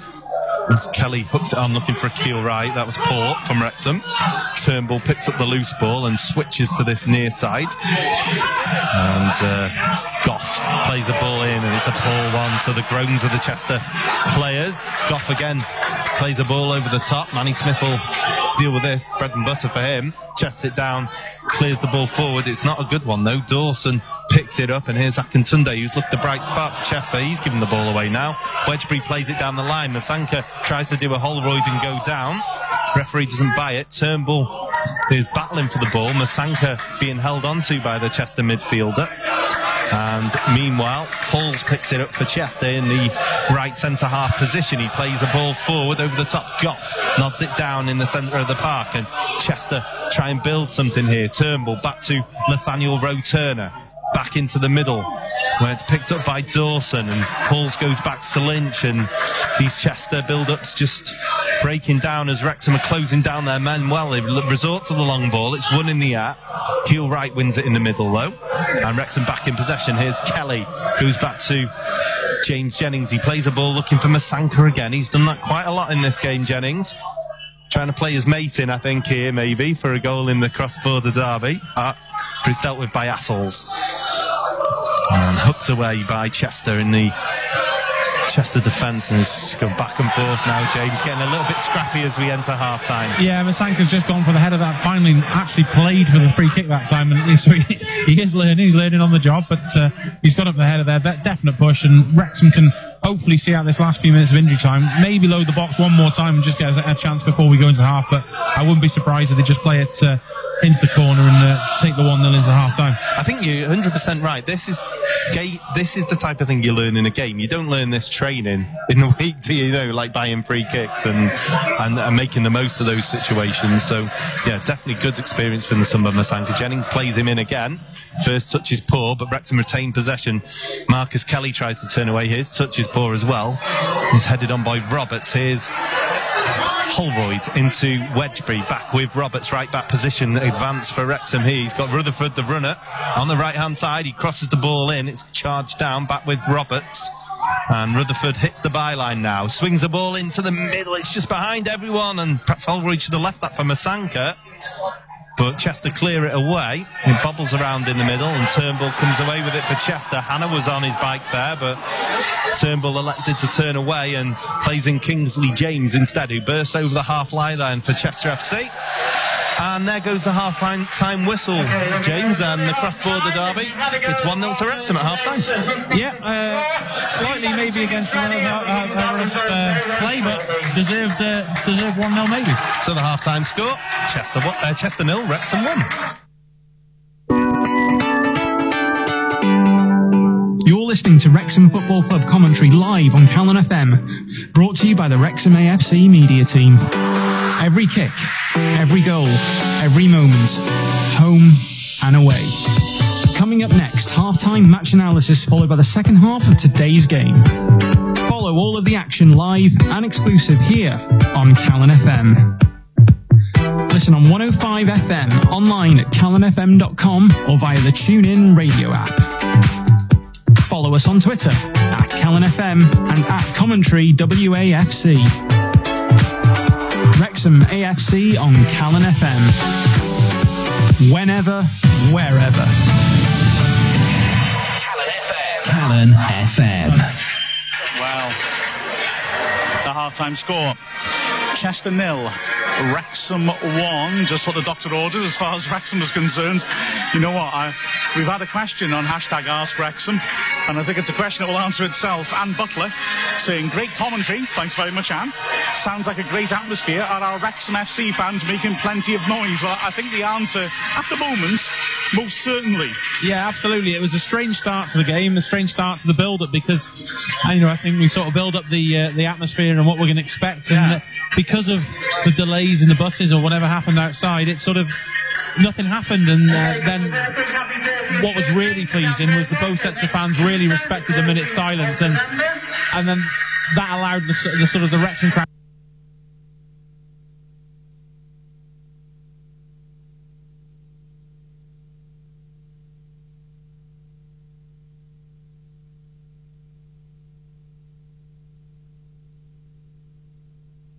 the bubble matches, quite frankly, that the atmosphere was poisonous in those games. There was a sense that people couldn't get at each other. They were being treated, criminalised, basically, in the way they were treated.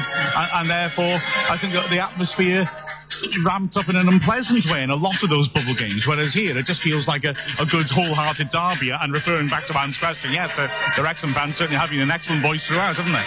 Yeah, absolutely. I mean, it's a bit of a self-fulfilling prophecy, really. I suppose you treat fans in that way, and that's the reaction you're going to get to a certain extent. So it's taken a lot of trust. It's taken a lot of years and campaigning to get it. I can understand why people stay away, and I can understand why people come.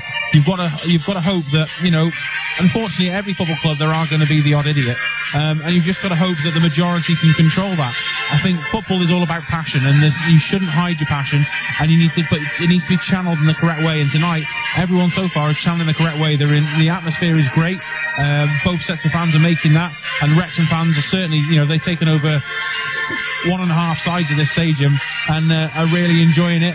Obviously, the goal helps, but it's what you want. It's a nice atmosphere in a derby that you can sense there's a bit of rivalry there, but at the same time, it's channeled correctly. Yeah, absolutely right. I mean, I would certainly say that every time we come here, you start to recognise the Chester fans around the press box, and they're a very friendly bunch as well, to be fair. They'll accept the points we're making, and they don't feel too unhappy about it. So, no, it's I always quite enjoy the derby, and the atmosphere here does feel like a proper, in the ground at least, certainly, a proper derby atmosphere, I think. Yeah, absolutely, and it's nice to be able to do it on, you don't get these sort of games, National League.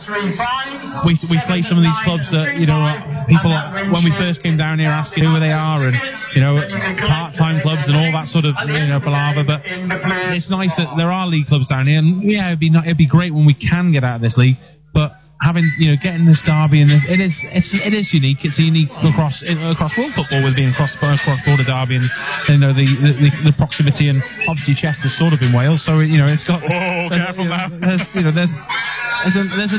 lots of little bits to it. There's family passion going back generations, and there's camaraderie between the club going back generations. You talked about, I know, the Tranmere game with the miners' strike, and how Chester supported, the Wrexham initiative, around that. Yeah. So out of adversity, there's some good points, and both clubs have suffered poor ownership in recent history, and it's nice that we can still maintain that rivalry at the end of it. Yeah.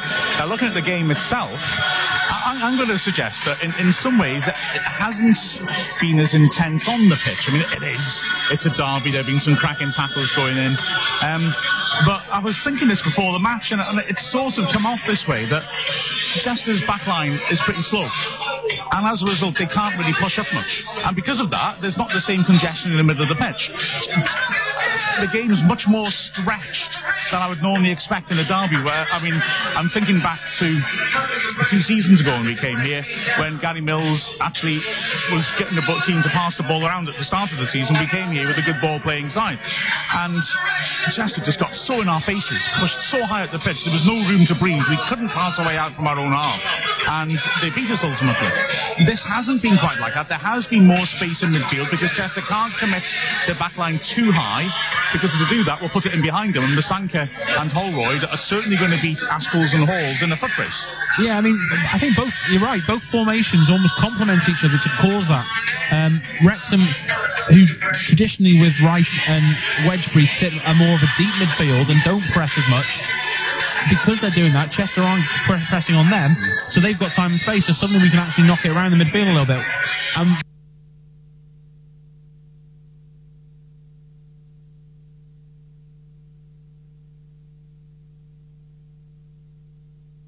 Because the front line's so congested, we're not getting into our wide players as much.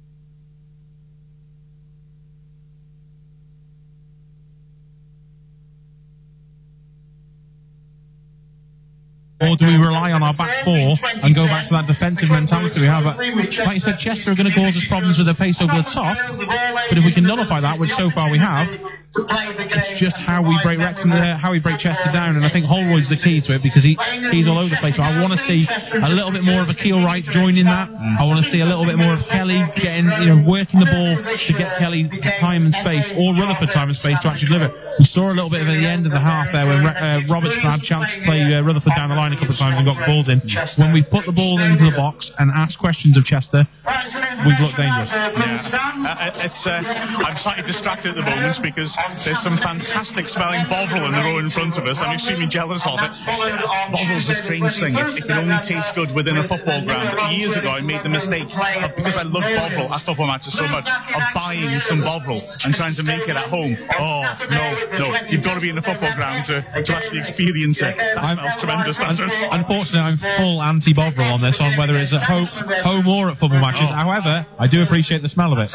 It's one of the. It's a bit like deep heat, isn't it? It's just that sort of traditional, it reminds you of a football stadium. It reminds you of the rustic sort of vintage football. And yeah, I'm with you on that one. Oh, beautiful. Referring back to your points, I do want to come back to it, but just that smelled good. Like you said, when Chester drop off, it allows us some space in midfield, and they're short on the flanks because of their shape. And just occasionally, not regularly, but occasionally, we've been able to take advantage of that. Now, on the right-hand side, that's sort of more as the half wore on. Rutherford managed to get beyond the ball when Roberts has got it, and then the left wing back off has got a problem then. If he comes to the ball, then it gets played into Rutherford. Initially, he wasn't doing that. He was dropping off, and that was allowing Roberts to come forwards and get crosses in. Now he's decided, no, I'm going to come to Roberts when he gets it, but then Roberts is just sliding it down the side of him, and Rutherford's starting to get into crossing positions on the other flank. And I think this, if this game goes Wrexham's way, could be a major turning point. Their right wing back, Paul Johnson, I mean, this Chester squad's very slow. There's not much pace in it at all. Paul Johnson is electric, and then he does his hamstring because Kelly has got a 20-yard head start, and Hell Johnson catches him. Fantastic acceleration, and then his hamstring goes as he catches him. Yeah. And now, instead of having to whip it up and down the right flank, they've got Kingsley James, good footballer, not a wing back, and slow, and I'm watching him all the time. When Chester are coming forwards, he's not getting up the pitch because he's scared that if he gets up the pitch, he's not going to get back. Yeah, you're right. Kingsley's used to playing in the middle, and you put Turnbull on, it's lesser of the two evils. Yeah. Kingsley's probably got a little bit more movement than Turnbull has in there, but yeah, it's interesting. For me, Jennings is getting the ball, as Carl mentioned in commentary, on the left-hand side. We're getting space, but when we're going for this switch, we're putting the long ball and switch, and I think Chester are almost playing the game plan. If you watch Hannah's straight on the press for that, and I think they're just waiting for that bad ball for him to nip in and charge down. So I'd like to see it pull back into Wedgbury in the centre circle, where he's got time and space, and if the switch is still on, he's got a shorter pole along the floor to do it, or, as you said, Rutherford, he's got a triangle to play, or he can go back to the left-hand side as Chester moves across the pitch. So I think that would be a cleverer tactic for Wrexham to adapt rather than the long ball switch, which I think Chester they haven't done so far, but I think they've got it in their locker. You can see them when the switch goes on, the press comes very quickly. Absolutely. Although promisingly for Wrexham, as I mentioned in commentary, the fact is that we're not outnumbered in midfield, so that we've got more chance to move the ball around and affect exactly what you're saying.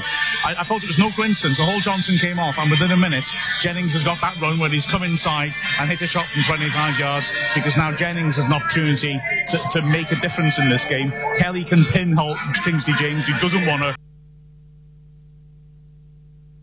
come up to meet Jennings, and Jennings has got space to run into. He was finding a bit at the start of the half, but by the end of it, he really was an outball and able to venture forwards into very dangerous positions, because Kingsley James has not got the legs to get up and down the line. Yeah, you're right, and Jennings will exploit that. He's a clever, experienced left back who likes to come forward, and we haven't seen a great deal of him coming forward this year, because I think, partly because our defensive unit has been so strong, and that's possibly discipline, but he knows that Kelly's there, and Kelly doesn't have pace necessary to cover him. And now he's up against opposition that doesn't have the pace, and maybe he'll try and exploit that, especially with it's technically a midfielder, it's centre midfielder he's up against rather than a winger. So we can knock it past and go past the man that way. I think it's the only thing.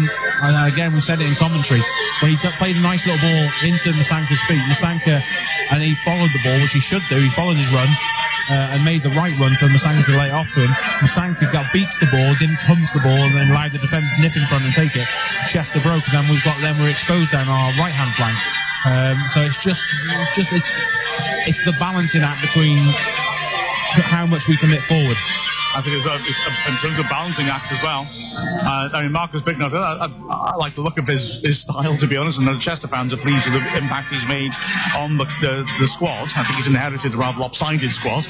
But he's going to have to make a decision at some point. If it stays at 1-0 and he's up against a side that has been churning out clean sheets, he's going to have to decide whether he keeps Kingsley James as a wing-back or he gambles. And looking at the bench, as far as I can see, really, all he can do is stick a striker on the flank and gamble, and it would be a big gamble then, I think. Yeah, I think it's a gamble. Arch is always going to cause us a problem with his pace, and I think he might have a point to prove to Dean Keats perhaps. But generally they're going to be a threat from set pieces, and that's what they'll be going for, the corners, the free kicks. So Wrexham just got to maintain their discipline and maintain their area and their half, and sure, we don't give them that, and that's what they can lump, because you said it before, they've got two big lumps in the back that they can fire forward. They're not going to get forward in the game, they haven't got the pace to do it, so we don't need to give them the advantage by allowing them to do so. Absolutely. Wrexham, I think, have conceded too many set pieces, I feel, in the first half, and opportunities for Chester to put the ball in there. Chester in open play probably looked most dangerous when they've managed to get Hannah forwards close proximity to the other two strikers. Their best chance at the half, by no coincidence, came when Akintunde went bursting through the centre, worked it out to the right to Hannah, who swung in across, and frankly Archer probably should have scored. Free header 15 yards out, which he planted just wide, trying to aim for the top right corner. But anyway, the teams are back out, and we are ready for the second half of the cross-border derby. I'm Sam Wedgbury, follow Wrexham AFC on Calon FM. So Wrexham will get the second half going, kicking towards the away end. Wrexham in their yellow shirts and red shorts, prepared to get going. Marcus Kelly jogs up to and down on the edge of the centre circle. Looks like he's raring to go. Referee just waiting for the go-ahead. From BT Sports, of course, who are covering this game tonight. Wrexham leading 1-0 at half-time, but there's a lot of football, and I suspect a lot of tactical alterations to be made before they can claim 3 points. As away we go, Wrexham knock it long, and it goes out of play, thrown by the corner flag. Right-hand side, and a chance for Wrexham to immediately box Chester in. I really do hate that tactic. Yes, I know. Well, Halls might circumvent Wrexham's plan, because he's taken the throw. He's got a long throw, and he's put it towards the halfway line. But Jennings is beaten by Archer. Wedgbury has first touch, takes him into his own half, and Pearson helps out and only dig the ball out for a throw to Chester, 10 yards short of the halfway line, right-hand side. Kingsley James has the ball in his hands, throws it short into midfield. Turnbull pops it back to him, and James switches to the edge of his own area. Roe Turner will help it out to the left wing back. It's popped inside by Goff, and Dawson's put under pressure in the middle of the pitch. Chester in the end have to go back to the area where Roe Turner has to clear it hurriedly. It's bobbling around midfield. Wright can't make it. Pearson can. Typically forthright clearance by him. Masanka in the air, beaten by Roe Turner, who's done well at centre-back. But Kelly has a bit of space, narrow. Helps it on. Wedgbury over to the right-hand side. Roberts is there. Wedgbury takes over once more. Dinks it towards the edge of the box. It's a nice idea. And Rutherford, lovely layoff. Masanka edge of the area, totally tops his shot. And it's hacked away. Didn't have the strength to reach to the keeper even. Smashed away by Astles. Oh, it's a disappointing strike that by Masanka. He had space on the edge of the area and totally topped it. Here he is again, 25 yards out. He can spread perhaps. Goes back into his own half. It's a decent start to the half this by Wrexham as Pearson dinks it over to the right-hand side once more. It's Roberts. Akeel Wright. Nice. Shapes to go one way. Then goes the other. Beats his man. Drives forwards towards the edge of the area. It's a left-footed shot. It's flat and it's straight at the keeper. He didn't take it at the best body shape, but did hold on to it in the end. That's what we asked in the half-time, though, is Akeel Wright driving forward. Indeed, it was nice work by him to shimmy past his man as Pearson clears a long ball. Dawson wins it well. It's knocked back into Wrexham's half, held up by Archer. Good strength, and he's fouled, is he? Well, the ref doesn't give that. Kelly back to Jennings. He knocks it long. Masanka's after it. Good foot in by Halls and good tidying up by Turnbull. Chester work the ball around again in their own half, up to the halfway line. And then it's carried forwards by Roe Turner, who works into space, and Hannah's got a bit of room in the hole. Plays a clever ball towards the edge of the area, but he's overhit that, and it's well read by Jennings, who clears. Holroyd fighting on the halfway line, and Rice. Wrexham win it back. Wedgbury to Kelly, who pokes to the halfway line. Masanka with three opponents around him. Great tackle, sliding in from behind by Halls. Loose ball picked up by Jennings, who on the halfway line is looking for space round the sides. He's not allowed it, but he's done well to carry the ball forwards and dink it down the line, looking for Holroyd. Holroyd shoved in the back, good strength, holds it up by the corner flag. Another foot in by Astles. Who that come off last? Well, the ref says it's a corner. Yeah, I'm going with that one. I think he gets it between Holroyd's legs, but great play up. Great hold-up play again by Holroyd. Excellent. Good play by Jennings as well to put in the movement. Absolutely, nice combination, and Wrexham with a corner. Is that first corner? It might well be, yeah. It's going to be Rutherford to take an in-swinger. Masanka stands on the keeper. Smith and Pearson attack the far post. It's slung in towards them, and well, Pearson hits the deck again. The Wrexham fans shout for a penalty, but even Pearson doesn't, which is saying something. Oh, and Wedgbury's lunged in wildly now. How does the referee see that tackle? It was a 50-50. Wedgbury lunged in, and well, the Chester player is writhing around on the floor. Wedgbury sent off against Tranmere for a wild tackle when he was on a yellow. He's not on a yellow now. Same referee as well, isn't it? Oh, is it? Yeah, same referee. For me, it's got to be a yellow at least if the tackle from Archer in the first half was a yellow, and he's very lucky if he stays on the pitch. It was he lunged in from a distance there. Wedgbury is a yellow. It's not a smart tackle, and frankly, I agree with you. I think he's a little lucky there to get a yellow. Yeah, especially in the atmosphere of Derby, the referee will know what's happening. He could get involved in the occasion. I think he's possibly lucky there's not been a poisonous atmosphere as much, and therefore, and it's probably the first vicious challenge we've had that's really got the crowd going on both sides. Fortunate to still be on the pitch, Wedgbury and Silly. Now, what makes me edgy is that if you learned anything from the Tranmere game, it's that Wedgbury won't take into account the fact that he's on yellow, because that Tranmere game he was on a yellow, and then he dived in with a tackle very similar to that and got himself a second one. Absolutely, but you also know from Wedgbury, having spoken to him, at half time the other week at Leighton Orient, he regrets those things. It's sort of that's his mentality. He wants to win. He's his own self-critic, and it's whether he can have influence and control and that combative nature. And you've got to have it a little bit. That's the type of challenge you want. The ball is there to be won, but he's just timed that one a little bit wrong. And he does. I guess the best way to describe it was that was the same tackle they got sent off for against Tranmere. Admittedly, that was the second yellow that was given, except I think this time he actually made contact. Yeah, he got the ball with the player rather than the player actually jumped over and then the ball. Yeah, Harris jumped over it, didn't he? There was some contact, and the referee was right to send him off at Tranmere, but Harris saw him come and jumped over. He hit Turnbull with that one, and Turnbull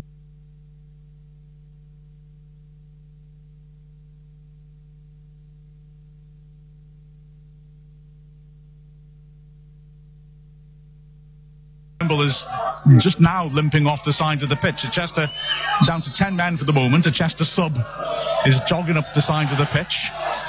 Turnbull is back on the pitch. I was about to ask why the Chester player didn't keep that in, but then realised it was a substitute warming up. Well, Turnbull, that's probably why. Through in clever movement by Holroyd. Jennings throws to the corner flag, and just too much on that, and Holroyd slides but can't keep it in. Nice movement by Holroyd, that though. Yeah, good movement again. He's always eager, and he's always willing to do that run. Tell you what, Turnbull's back on the pitch. He does not look happy. He's just stopped now and he's rubbing his shin again. He's limping around. He may well be able to run her off, but he does not look happy at the moment. And like I say, Bugnut may well need to make a tactical substitution later in this game if it stays like this. And, well, he might have to make a second substitution because of injury if he's not careful. As Chester come forwards and Jennings catches James with a high boot. Nothing too sinister in that, but certainly a high boot and a free kick in an attacking position on the right flank for Chester. 52nd minute here on Calon FM. And Jennings is, we'll say, a bit too high with that. Free kick about 35 yards out, right-hand side. The centre-backs, well, two of them have gone up. Roe Turner is standing over the free kick with Dawson. But the two bigger centre-backs are there. Wrexham have a two-man wall standing just outside the box. Sanko's decided to go up to the halfway line. Dawson swings it to the far post. That's a nasty looking delivery, and it's headed partly away. Hannah pokes it back into the goal mouth. Pearson is there, attacks that, smashes it clear. Masanka trying to hold it up, he can't though. Roe Turner squares the Turnbull. Wrexham trying to press and prevent the ball coming back in. Dawson swings it into the edge of the area. Astles is there, good header, clear that. Excellent defending by Roberts against a massive Astles, but it's still Chester coming forwards. Archer left hand side, cuts in, could try a shot here at the edge of the area. No, he plays a bad ball which carries for Wrexham to break. Here's Kelly surging forward. He's got Masanka inside him. Holroyd on the right flank. Kelly comes narrow and pokes it out. Oh, it's a disappointing ball that. Tried to play it with the outside of his foot, underhit it, and now Chester can break. Hannah only has Archer ahead of him. He surges through the centre, works road to the left hand side. That's overhit. Archer will keep it in, but he's forced very wide by the corner flag. Roberts leaning all over him, and Archer's run out of play for a throw-in. Oh, that was a waste of an opportunity to break that. Now then, there's a Wrexham player down in the box as well. Not to the delight of the Chester fans. No, whether this is hopefully just a bit of a reshape and have a break and a breather moment. Yeah, I mean, well, Wrexham do look to be making a substitution. I'm trying to see who it is who's down. Pearson really lunged awkwardly at it when he cleared this, and I wondered if he'd hurt himself when he did that, but I can't see who it is. He's flat on his back. That's Pearson. Is it walking, or is it Jennings? Pearson walking across to see. Yeah, I think it's Jennings is down. Yeah. Yeah, Pearson's definitely stood up. So I can see number 5. But I mean, going back to that break then, Kelly, is it the confidence in Masanka? Because that was the ball to play, and he goes for the more difficult ball of Holroyd in the switch.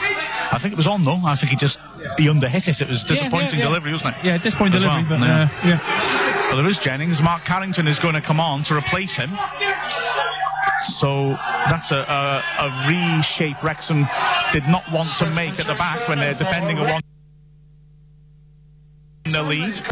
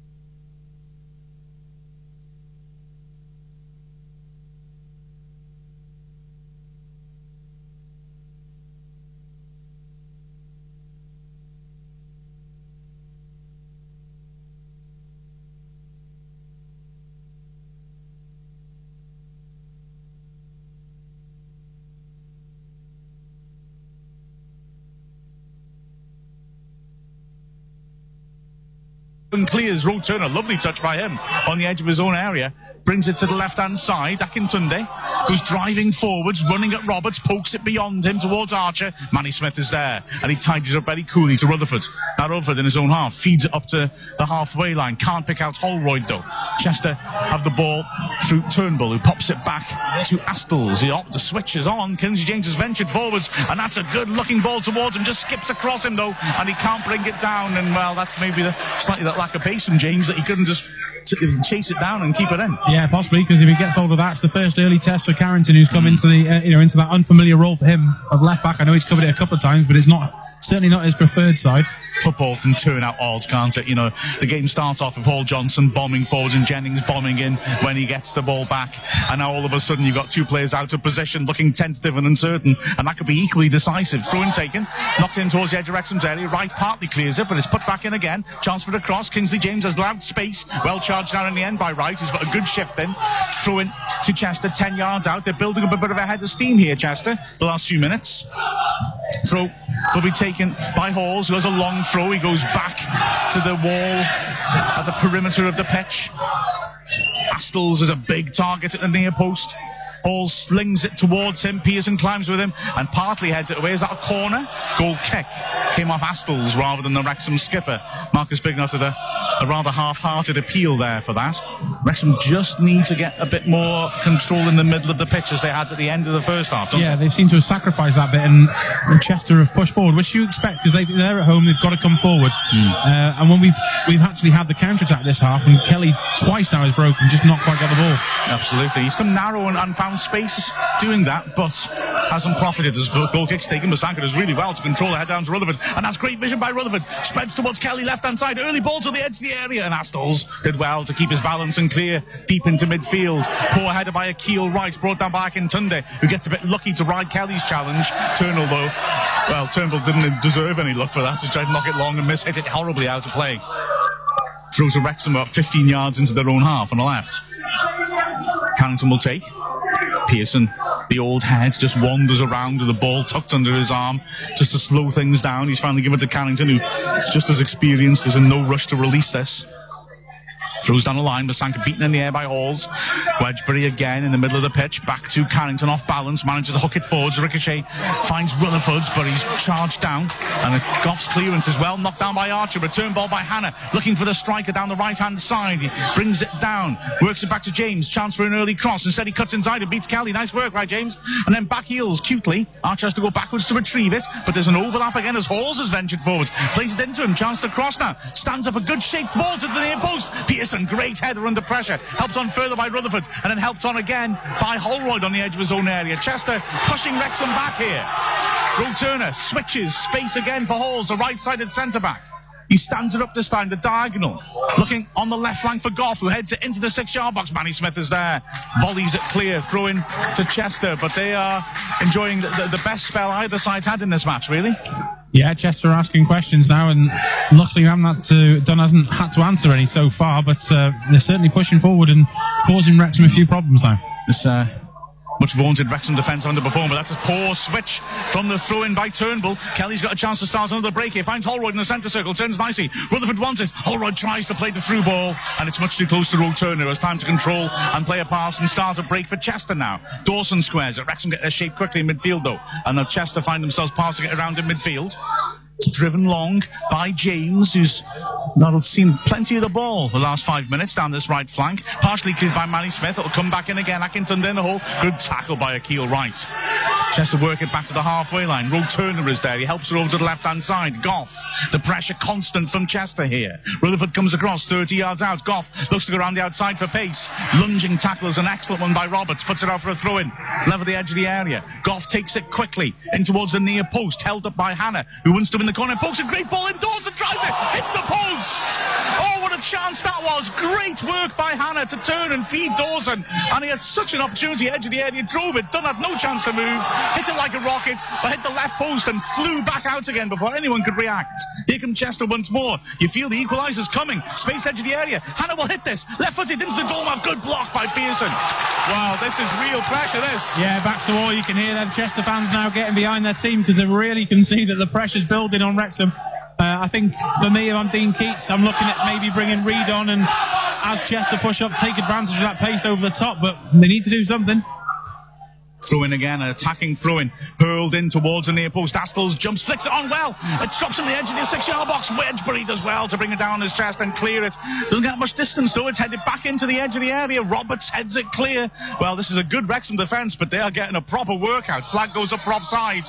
Well, what a relief for Wrexham. I mean, this is a strong defence, but dear me, they are being asked serious questions here. Yeah, absolutely. And it's the midfield is sort of has been overrun basically, and that's what's caused it. It's literally Wrexham's back four versus at the moment. Absolutely, yeah, the midfield totally overrun. Wright is doing a manful job and Wedgbury intercepting, but they're not able to get the ball down and play football. No, and that's causing the constant recycling of pressure. Absolutely. Dunn will take the free kick in his own penalty area. Wrexham desperately needs to somehow take the pace out of this game because Chester is the side injecting pace into it. Dunn, the long clearance down the flank, flicked on well by Rutherford, but no one's able to get onto that. Through to Chester, 25 yards out, left-hand side. Roe Turner's hurrying across to retrieve the ball. They want to get things going. They've got the tempo going here, Chester, and they want to try and push Wrexham back. Goff with the ball in his hands, 30 yards from his own goal. Throws it back to the corner of the box to Roe Turner. Holroyd keeps him honest. Smashed long by Roe Turner. Pearson backpedals, heads it into the centre circle. Dawson gets up right, does well to get up too, creates a loose ball, but Chester have got some extra bodies, it seems, in the middle of the pitch. Atkinson is dropping deeper to help out, and here he is now carrying it forwards. He's looking for movement, finds Dawson 30 yards out, squares it on. Turnbull has closed down. Wrexham trying to hunt in packs, but it spreads to the right-hand side. James has Carrington isolated, but hasn't got the pace to take him on. Back to Halls, early ball to the edge of the area. Pearson jumps, wins a good header. Carrington volleys to the halfway line, and Masanka is chasing this, jumps into Astles, who heads it away well, tidied up the loose ball by Halls, who goes back to his keeper. Masanka fighting gamely, but finding it really hard to get the ball and make it stick. cleans it off and Keel Wright totally misheads it when he had a free header. Dean Keats furious with him. Pearson, clever, leans on Hannah, wins it back. Wedgbury over his shoulder, straight to Halls. He smashes it straight back into Wrexham half, straight to Roberts, who heads it clear. Holroyd's after this great, brave header. Is he taken out by Roe Turner? Looked like it. Referee doesn't give it. Rutherford picks up a loose ball. Holroyd slowly getting up. Wrexham haven't got many men ahead of the ball, and it's given away by Roberts. Now here's a break. Hannah tries to feed it behind the defence. Manny Smith, great work. Accelerates and beats Archer, who's no slouch to it, and slams it deep into Chester's half. Holroyd jumps. This time Roe Turner beats him with no question of a foul. Turnbull, Chester come forwards once more. Nice sided ball, lovely laid off by Hannah, just too much on it. Nice idea. James can't keep it in. This time it's Bugnet's turn to look furious. But they're bypassing Wrexham's midfield and getting into dangerous areas, aren't they? Yeah, moving the ball nicely, and it's no coincidence that the right hand side's opened up to them. Absolutely. 74th minute.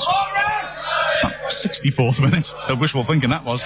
Still Chester 0, Wrexham 1, but Wrexham on the rack. Throw in taken. Halls wins it. As their first and the second balls all the time. Hannah pops her off. Great tackle again by Wright. Throw to Chester just inside the Wrexham half, right hand side. Halls throws it back into his own half. Astles takes a touch to get onto his left foot. Shovels it across. Roe Turner will go long, will he? No, he feeds it short, so the feet of Akintunde is dropping off more and more and is making an extra useful body in midfield and starting to outnumber Wrexham. Ball dinked forwards by Goff, well won by Smith again. Drops in midfield, picked up by Akintunde, nice footwork. Wriggles away from Holroyd, squares it on. Turnbull in the centre circle is slowed down by Masanka's pressure. He has to help it on again to the right-hand side. Halls pops it inside. Chester working it around their own half. This is better from Wrexham. Good shape in midfield. Just making Chester work to find space. But now Roe Turner can come forwards. Poor pass by him. But Wedgbury can't intercept it properly on the stretch. And now it's on the edge of the box. Crunching tackle that by Manny Smith. Long range shot comes in from Dawson. He's cleared the stand, I think. Yep. But that was better from Wrexham. No, the midfield shape was better, and they were holding Chester at arm's length. Absolutely, but it's strange, really, because it was almost a role reversal in the first half of the way Chester played, of just covering that entire half in 2 banks of 4 that Chester did so well in that first half. So Wrexham backs the wall, getting themselves organised, and hopefully looking probably to get the counter-attack, but really need to get some purpose on the in possession.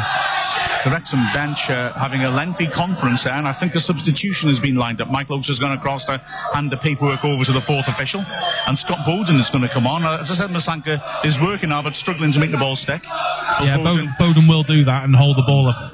As Wedgbury wins a good header from the goal kick, Holroyd can't get there. The crowd just announced as 4,079 to the hilarity of the Wrexham fans. Roberts heads it clear, but Akintunde now picks it up and drives edge, chance to shoot, drives a good effort, hits a bar and goes behind for the goal kick. They've hit the post and they've hit the bar in the space of 6 minutes. Good work that by Akintunde. Yeah, good turn. Beats the Wrexham defender for the pace. Hits a great dipping shot. It's over the top of Dunn, and how Chester aren't level is beyond me, but we'll take it so far. Absolutely, as Bowden is now going to come on. Wrexham are really riding their luck. Masanka is the player who will come off. He's done okay, Masanka, not as effective as he was against Leyton Orient, but it's a different type of match and a different type of attacking play. Bowden will relish that challenge with Aston and Halls at the back. He should be able to hold the ball up, and that should allow us a little bit of a platform for our midfield actually to gain a foot back in this game. 66th minute here on Calon FM as Masanka is getting the bird from the Chester fans and indeed from the Chester manager, because he is taking a long time. It was to get off the pitch. That classic tactic. He knew he was coming off, so he made sure he was as far away as possible, and he's walked across the pitch as slowly as possible. And he waves at some Chester fans, or just gives a grin and a thumbs up as he gets back into the dugout. Done with the goal kick. Here is Holroyd jumping and winning another good header. Bowden can't get to it though. It's smacked away by Goff. Wedgbury can off balance, can only head it wide to Akintunde, but Wedgbury does really well to cover the ground across and tackle Akintunde as he tries to bring it under control. It's given back to Wedgbury, feeds it backwards. Roberts drives it forwards. That's not a good ball at all, and it's cleared. Right, does well, good interception. Goes surging forwards once more. Spreads to the right. Rutherford now only has Bowden in the box. Holroyd's arriving. Rutherford cuts inside, draws 3 men to him, back to right, swings a good looking ball and good header away by Aspels as Bowden was lurking. The ball's cleared to the right hand side to Keel Wright once more. Back to the halfway line. Roberts feeds it square and goes on himself. Wedgbury now Works it wide where Akil Wright has found himself. Feeds it to the edge of the area. Poor ball. Astle steps up and wins it. A break's on here. Roberts has to scurry back into possession as the ball switched to the opposite flank, and Kingsley James accelerates the halfway line. Good ball to the feet of Hannah, 30 yards out. Back to the halfway line. Turnbull. Wrexham getting bodied behind the ball, but lots of space between the lines, and Hannah picks up in the hole, and there's space on the flank, and he spots it and swings it over to Goff on the overlap. Time to measure across. Swings it in. Wedgbury intercepted. Poor delivery that by Goff. Wedgbury has launched it long. Too much of that from Wrexham, just smashing it hopefully away. It's gone for a throw-in, but we're not keeping the ball because of that, James. Talk about that, and then Carl will take us through to the final whistle. Yeah, absolutely. It's almost that hit and hope, back to the wall stuff, which you'd expect, but if you were at 10 men like we did at Tranmere, but we're not. We're still 11 men. We're still 1-0 up in this. Chester are the better team, certainly in the second half, and apart from that sort of last 30 seconds period of play, we did hold on to the ball. We haven't looked a shade of the team we did in the first half. Certainly right, James. Chester come out piling bodies forward in his second half as Kingsley James comes over the halfway line into the middle now. Chester again with another attack, adding the pressure on into the middle. Here's Dawson, pokes it in, but Wrexham dealing with things defensively, but they're going to need to, because Chester are really trying to come forward here. Halls in the middle, Bowden charges him down, Dawson out to the far side. James, he pokes it back into Dawson on the edge of the, just off the D. He's going to perhaps take on the shot. It looked like he was shaping for it, poked it through instead, and Akil Wright cleared the ball away. Poked back into the area though quickly by Chester. Here's Hannah, scoops the ball towards the back post, headed clear by Manny Smith and out for a corner. Oh, it should be a corner, yes it is. And Chester still knocking on the door. Wrexham just need a period of play where they can play the ball out a little bit. Yeah, not midfield. Not settled since Jennings has gone off really at all. No, Jennings was key. Well, Wrexham are perhaps look at this counter-attacking style that they'll be going for. His passing's not been good when they've been in that situation. So Jack McCraft's being readied by Dean Keats. So that'll be interesting. Corner for Chester FC. It's going to be the right-footed in-swinger on the far side. It's swung in towards the middle. It's headed up away into the air, back into the mixer, but it comes off Kelly, and Wrexham clear the lines. Halls picks it up for Chester, swung back out to the far side. Chance for a cross here towards the back post. The player goes down in the area. Nothing doing from the referee. I think that would have been soft. I think the player just goes down. A slight nudge, maybe. I think nothing more than that. That's a goal kick all day long. Yeah, and with his goal kick, I think it's one of those soft ones that very soft. But unfortunately, the Chester are on the ascendancy, and they're going to cry for everything, and that's what that shout's about. Of course, yeah, they're going to try and get anything they can whilst they're because they probably know as well as anyone this spell of pressure won't last forever. Wrexham. No, absolutely, it's ups and downs in games, and while Chester on the ascendancy, that's where they need to push on. So Wrexham just got to ride the storm out. So you're listening to Calon FM. Chris Dunn clears the ball into halfway. Wedgbury looked to be taken out there. Nothing doing from the officials. Hannah sweeps it out to Akintunde on the far side. He takes the ball down, looks for options, turns away from Rutherford on the far side. Rutherford's been quiet as well in this second half. Here's Turnbull. Still not close enough to cause any problems here, Chester. Halls down to Roe Turner in the left centre half position into Dawson. Dawson's dropped deep for the ball. And they're just inside the Wrexham half now. To Hannah. Hannah with a poor first touch. He goes back to Roe Turner into Assels, and we're back with the middle centre back now. Right centre back is Halls, just over the halfway line. Still 1-0 to Wrexham here in the cross-border derby as Chester give the ball away, and then Carrington lets the ball run under his foot. It's going to be a throw for Chester. They take it quickly. And the ball's whipped in by Dawson. Dunn comes. He doesn't get anywhere near it. It's cleared away, though. And Holroyd, cool, calm and collected under the pressure. Plays the ball down the line. And here's Scott Bowden. First touch since coming on. Almost gives it away. Here's Kelly on the halfway line. Turns away from Dawson and plays the ball into the middle. It's the wrong ball. There's a pull back there on Holroyd as he challenged for the ball by Turnbull. He pulled his arm back. Again, a sly one, not seen by the officials. Here's Kingsley James. James goes backwards. He thinks about that ball forward every time, but his delivery's been poor so far. Halls tries the switch. It's nodded down over on the far side as well, and picked up by Archer, back to goal. It's forced backwards, goes to Roe Turner, just inside the Wrexham half. We're back on the halfway with Turnbull. And Chester will try and build again. Wrexham sitting deep. Halls with the dink into the forward. As the challenge comes in on Dawson from behind by Akil Wright, and the free kick is won. Ladies and gentlemen, we have a police message in consultation with the police. So 1-1. 1-0, sorry. In their seats at the final whistle. 1-0 to Wrexham. Jack McCreff is ready as the announcement's just being made that the Wrexham fans are going to be held behind after the game, as expected. We will keep this to so probably a sensible decision considering. Yeah, absolutely. But Akil Wright, giving a free kick away is what we talked about, that we don't want to be giving them chances to load the box. So, yeah, you're completely right, because it's a decent position. So midway into the Wrexham half. Ross Hanna's over it. McCreff's getting ready to come on. He's going to come on for Marcus Kelly by the looks of it. Left-footed delivery, dink towards the back post. Hassels his day, heads it on, but it's out. It's harmless. And Wrexham continue to lead this game. Coming on for Jack McCreff is coming on, so that's going to be a bit of a change, bit of pace coming on. Bit of pace. This counter-attack will help, especially with Bowden coming on. Bowden can hold the ball up, but he doesn't have the pace, so we've now injected the pace with McCreff. We've got Holroyd obviously running off. Kelly hasn't been as influential as he has been in other games. He's driven forward a couple of times in this half and not picked the right ball. I think it's the right call, keep Rutherford on. He does so much work and defensively and running for the team. And in fairness, I mean, Wrexham have had 2 good chances to break in this second half, and they're dangerous in those possessions. We scored goals that way this season. We scored lots of goals that way this season, and Kelly's picked the wrong pass twice, and that could have been goal-scoring opportunities. Dean Keats' seen that, brought Jack McCreff on.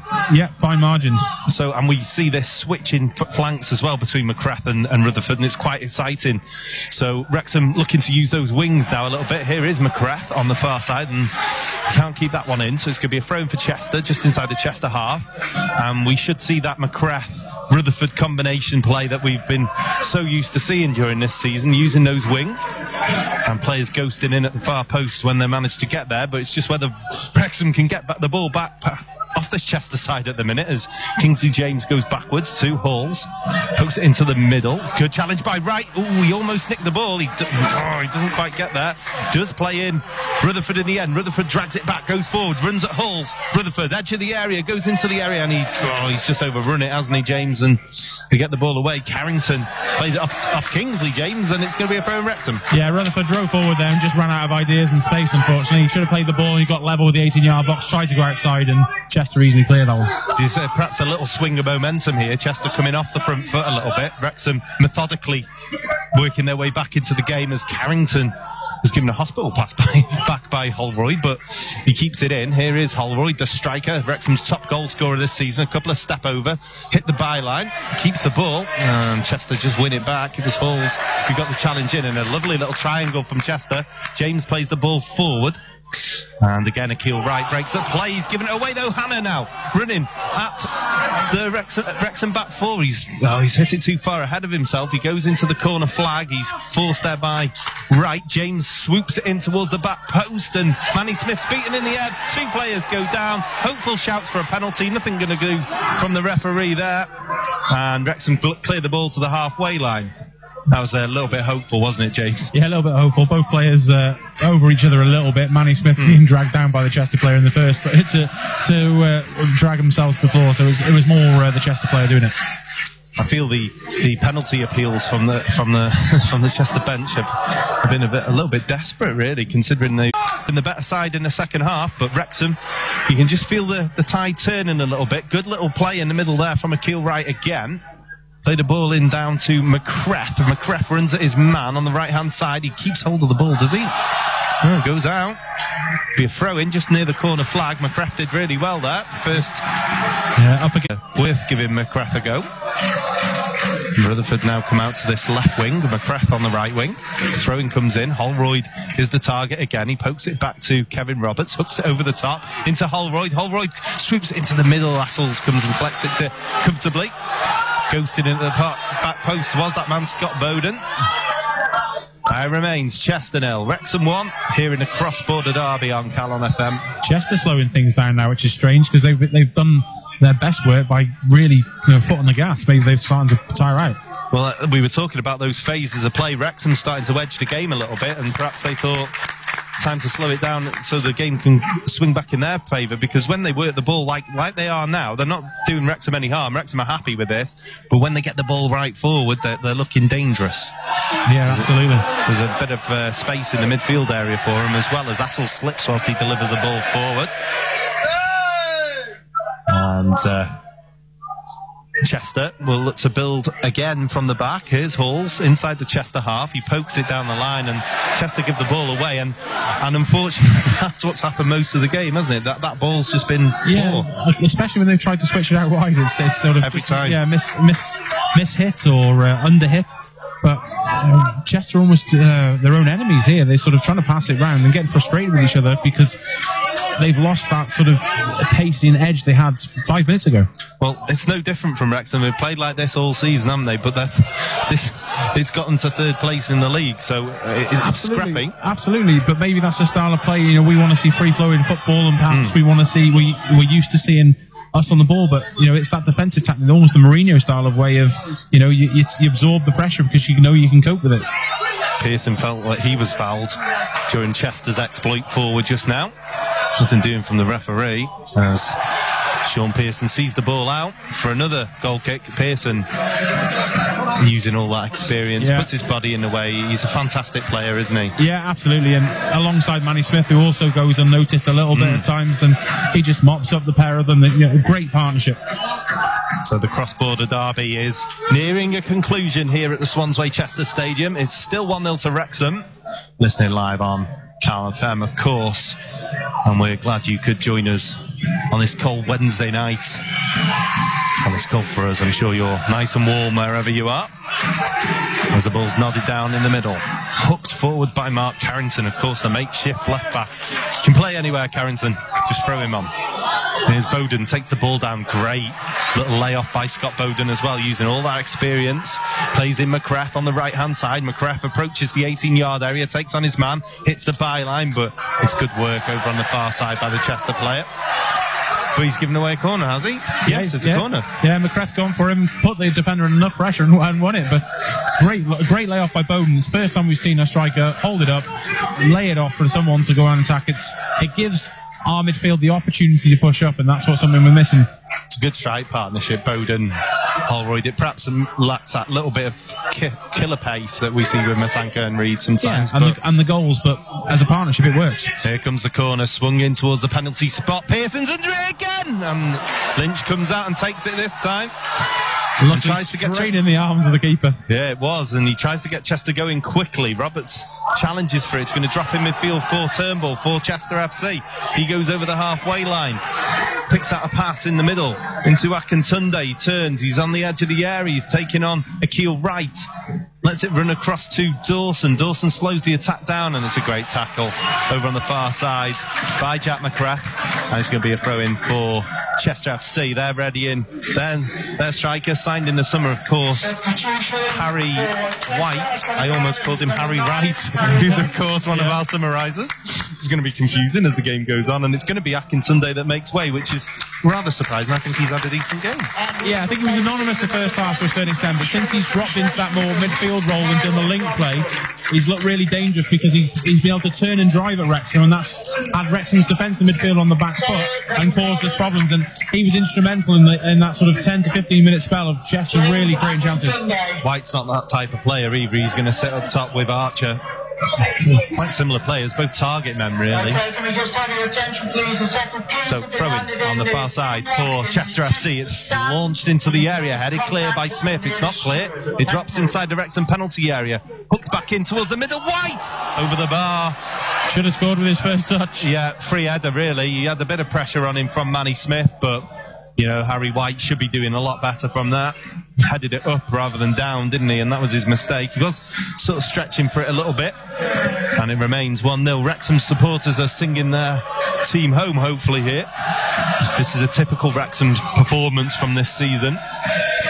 And Wrexham hopefully can see out these last remaining minutes here. And it'll be a good result that will see them go joint top of the Vanarama National League. The ball drops in midfield. Carrington hooks it over the top. Holroyd thinks about challenging, doesn't, and then does in the end, and pokes it out to Rutherford, if that makes any sense whatsoever. Rutherford runs at the 18-yard area. He gets the ball into the area as well. Lynch comes out and collects it comfortably. Bowden was attacking. Holroyd standing in front of Lynch, so he can't deliver it quickly. There's nothing wrong with that. And Lynch eventually kicks the ball up into the air. As long as he doesn't make a movement towards the ball, he can stand there all he likes. And, well, Wedgbury's just bypassed about 6 players in midfield and played the ball out to Rutherford, but his first touch is poor, and James comes and mops it up for Chester. Here's Dawson. Turns inside the Wrexham half, plays the ball into White. Roberts challenges for him, and now Wedgbury goes down, and he'll take his time about this. Still 1-0 to the Reds. Yeah, good play by Wedgbury to break up and play that ball to Rutherford. Just unfortunate it came off his right thigh and didn't bring it down and go attack into the byline. Look at the Wrexham fans. Wow. Yeah. Bouncing. They're amazing, the Wrexham fans, when they're like that. They really are cheering home Dean Keats' side here. The team from 13 miles down the road lead the match 1-0, and they have a free kick just inside the Chester half. Launch forward, Holroyd goes down, Halls heads it clear with a soft one. Wedgbury wins his header up into the air again from Hassels, brought down by Akil Wright. He goes through looking for Holroyd, and Turnbull comes away with the ball. It ricochets off Hannah, and somehow Chester come away with possession. It's a poor challenge in the middle by White. He gets away with it, and Wrexham can clear the ball. And Pearson's just taken out off the ball by Archer. Nothing doing from the official. He gets back up though rather quickly, I've got to say. And Chester come on the attack again on the left-hand side. Ball down in the middle. Archer plays the ball forward. Archer again, edge of the area. Right-footed, swings it in towards the area. Pearson clears the ball away, and Wrexham can counter. Here's Paul Rutherford. He checks back instead. It goes inside to Holroyd, inside the Wrexham half now, and they play the ball over the top looking for McCreth. McCreth goes down. Nothing doing from the officials. Again, I think he slipped there on that occasion, and Chester come away with the ball. Ball played forwards into the middle. Here's Hannah, left-footed, plays the ball forward, and Chester again check back, and they don't get anything. You can see Wrexham nicking another one on the counter here. That will sour the mood here. I think some of the Chester players, supporters, feel a little bit hard done by some of the refereeing decisions, but Akil Wright gives it away in the middle of the park, and Chester come forward again. Here's Kingsley James, comes over the halfway, takes on Carrington, pokes the ball forward. Carrington comes back, wins the ball back. Good challenge by him. Clears it into the middle. Turnbull chests it down. It's took on by Holroyd. And it goes out to James on the edge of the area. And Pearson manages to clear the ball up into the air. Back with James on this right-hand side. Paul swings it in towards the back post. Dunn comes and collects this time, James. Yeah. Never looks very happy about doing so. He doesn't, though. And another Wrexham player goes down. It'll be this time wasting tactics. It's frustrating for you when it's against you, but it's all part of the game, and gamesmanship, sportsmanship, whatever you want to call it, it just ticks those seconds away, and it's an important part of putting to bed a 1-0 win sometimes.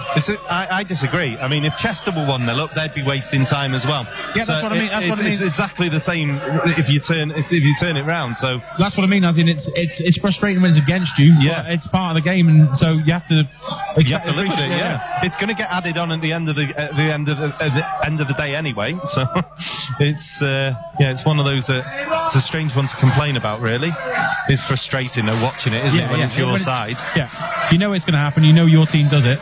We've seen Guiseley do it against us earlier in the season. It was horrible to watch, wasn't it? But that's what happens, especially in the National League. But it's the good sides that grind out games like this, really, isn't it?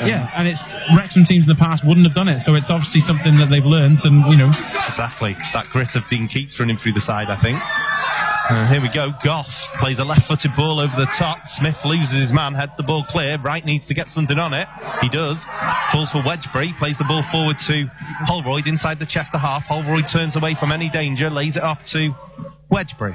Wedgbury with the right-footed ball over the top, looks for the run of Scott Bowden. Bowden up against Goff. Goff's forced to clear the ball up into the air. Holroyd wins his header, and Dawson can bring the ball away for Chester. Instead, he elects to go long, and Assels has stayed up. He's won a header here, glances it off to Kingsley James. Chester looking to bring on another striker here as the ball's cleared away as it drops in the area.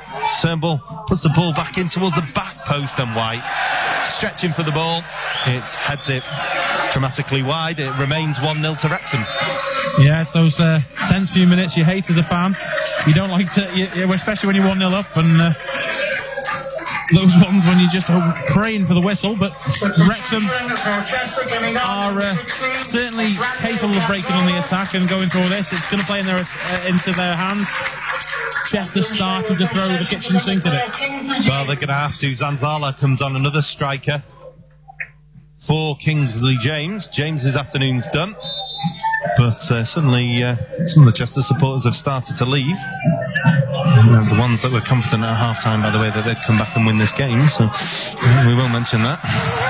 Chris Dunn clears the ball forward. I must say that we are right in the middle of things here, so there we go.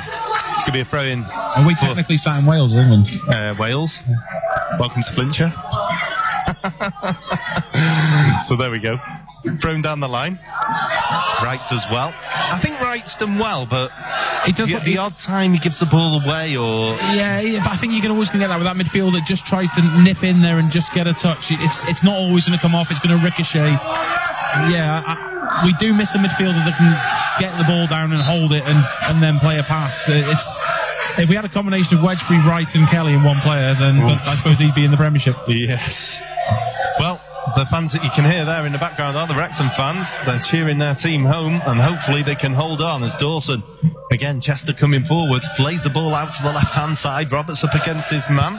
It's going to be 4 minutes additional time here at the Swansway Chester Stadium. Hannah back to goal, tries to dig out a pass, it's overhit. Can't keep it in, and actually Chester have got themselves a corner there. It remains Wrexham AFC 1, Chester 0. And hopefully Wrexham can see out another attack here. It's another corner. It's going to be the right-footed in-swinger. Over on the far side by Dawson. The cross-border derby. It's been lively. Swung in towards the back post. It's beyond everyone. It's just headed tamely wide by Zanzala at the back post. And exactly what you want to see as a Wrexham fan. Well, when you're relying on a 19-year-old on loan from Derby to win you a cross-border derby, perhaps that's showing the difference in quality between these two sides. Wrexham been by far the better quality side in terms of footballing. Chester have had a good second half, I will agree with that, and they've had to come at Wrexham. Wrexham have done what they've done all season. They've been strong, they've stood up for themselves, and they're going to be counted here. Yeah, it's not the greatest football to watch, but it's organised, it's disciplined, and it's, if it gets us out of this league, then I'm all for it. Yeah, absolutely. Dunn clears the ball forward. Bowden's beaten the air by Turnbull. Manny Smith's header's not a good one, but it falls for Roberts, who hoofs it up into the air. And the battle of the border is looking like it's going the Welsh way this evening. Chester will want to have something to say about that before the game's done. You mark my words. Another attack coming forward now. Left-footed ball into the box. Assels has stayed forward. He heads it off. Looking for a Chester body. It's on the edge of the area. Played off to Turnbull. He scoops it in. There's a hopeful hook towards goal, which is well wide of the mark. And it remains 1-0. And there's Assels. That's the thing, isn't it? It's desperate, isn't it? You leave the centre half up there. And it is, but how many times did it work? It worked for us. Pearson had got that header that Wedgbury came onto the volley for, so you can see why they do it. And he scores in Manny Smith and Pearson. Another challenge. He's another big bloke, but all Wrexham have got to do, you think, when they're doing that, is just get that ball to feet and get that ball into channel. Well, you've got the pace, and they'll be exposed, and that's, that counter-attack goal is what we need now. Yeah, and it's leaving Chester exposed at the back, isn't it? Essentially, there's two of them back there when Chester are attacking, so if Wrexham can get a counter-attack right, you can see it going well. As Dunn hassles the ball over the halfway. drops over on the far side for Archer. Back to goal. He swings it to Dawson, and that's going to be cleared away easily by Pearson. Laid off by Bowden. Dawson cuts it out. Hooked on by Halls. Chester FC looking for another attack. Hassel's beaten in the air this time though. Holroyd brings it down inside the Chester half and bursts forward, looks for McGrath. And that's going to be a throw in for Wrexham AFC, and this place is emptying out. So that tells you what's happening here. I think it's one of them where you're a Chester fan, you're looking up at the sky and thinking, could be here till next week and we might not score. Yeah, whilst listening to Land of My Father. Yeah, absolutely fantastic. The Wrexham fans have been a credit to the club this evening. No doubt about it. An absolute credit to the club, so they should be proud of themselves. As the ball's thrown down the line, McCraft's chasing after it. Ball goes back to the goalkeeper. Hooks it up into the air. Hassels. Rutherford's under it. He wins a rare header. Up into the air, though. Wedgbury can bring it down. Doesn't. Heads it. Looking for Holroyd. Holroyd gives away a free kick in the middle of the park. As the Wrexham bench explode, they don't... Well, the Wrexham bench are mimicking for people to not sit so deep, aren't they? And not hold out for the defence. They're looking for people to come... Chester keeper's asking his bench if he can come up, but they're saying no so far. Well, everyone's gone back for Wrexham in the end. So everyone's going to defend this last-minute attack here. As it's hooked in towards the area, it bobbles through and goes out for a goal kick. Dean Keats is happy with that. He knows that that's a good one. He's asking how long's left to the fourth official. There can't be long at all left. Wrexham are going to take the spoils here.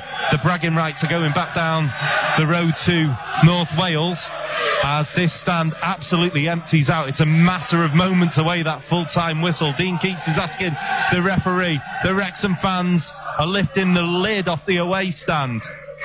And pretty much everyone in front of us has disappeared.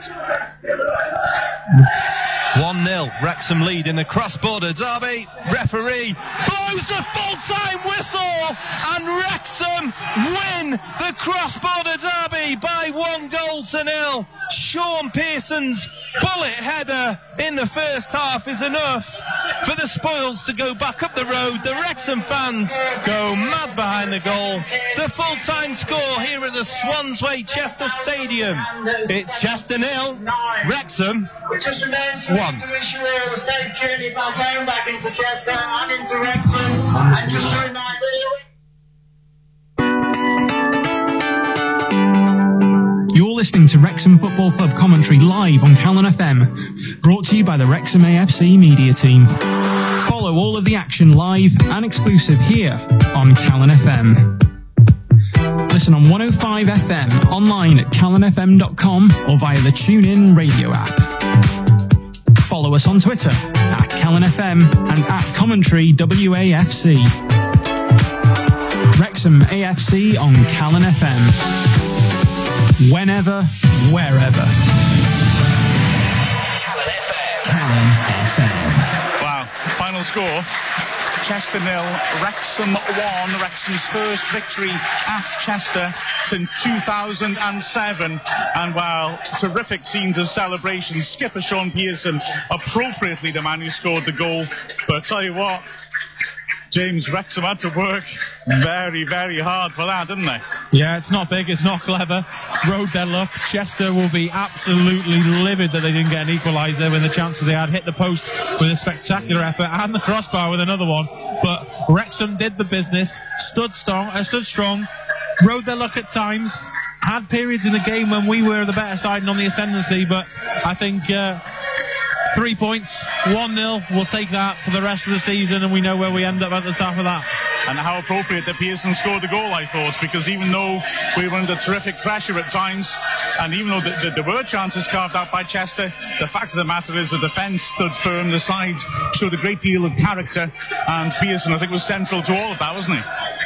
Absolutely, captain fantastic as he has been all season, and has had to put a shift in at the back and has come up with a goal again. Wrexham's still Achilles heel, is not getting enough goals from our strikers, but let's celebrate a fantastic 1-0 win. Let's celebrate sees Wrexham go to top of the league, certainly for a few seasons. We haven't been able to say that, and we go into the Christmas, coming into the final November, Christmas period, and then hopefully that transfer window opens. Can we get the striker in that might score the goals? This team, we know defensively has its qualities, we know it's organised, we know it's structured, and we're grinding out victories. Absolutely. I mean, that really was a ground-out victory, a real fighting performance. And Wrexham do indeed go level, top of the table, with a second on goal difference.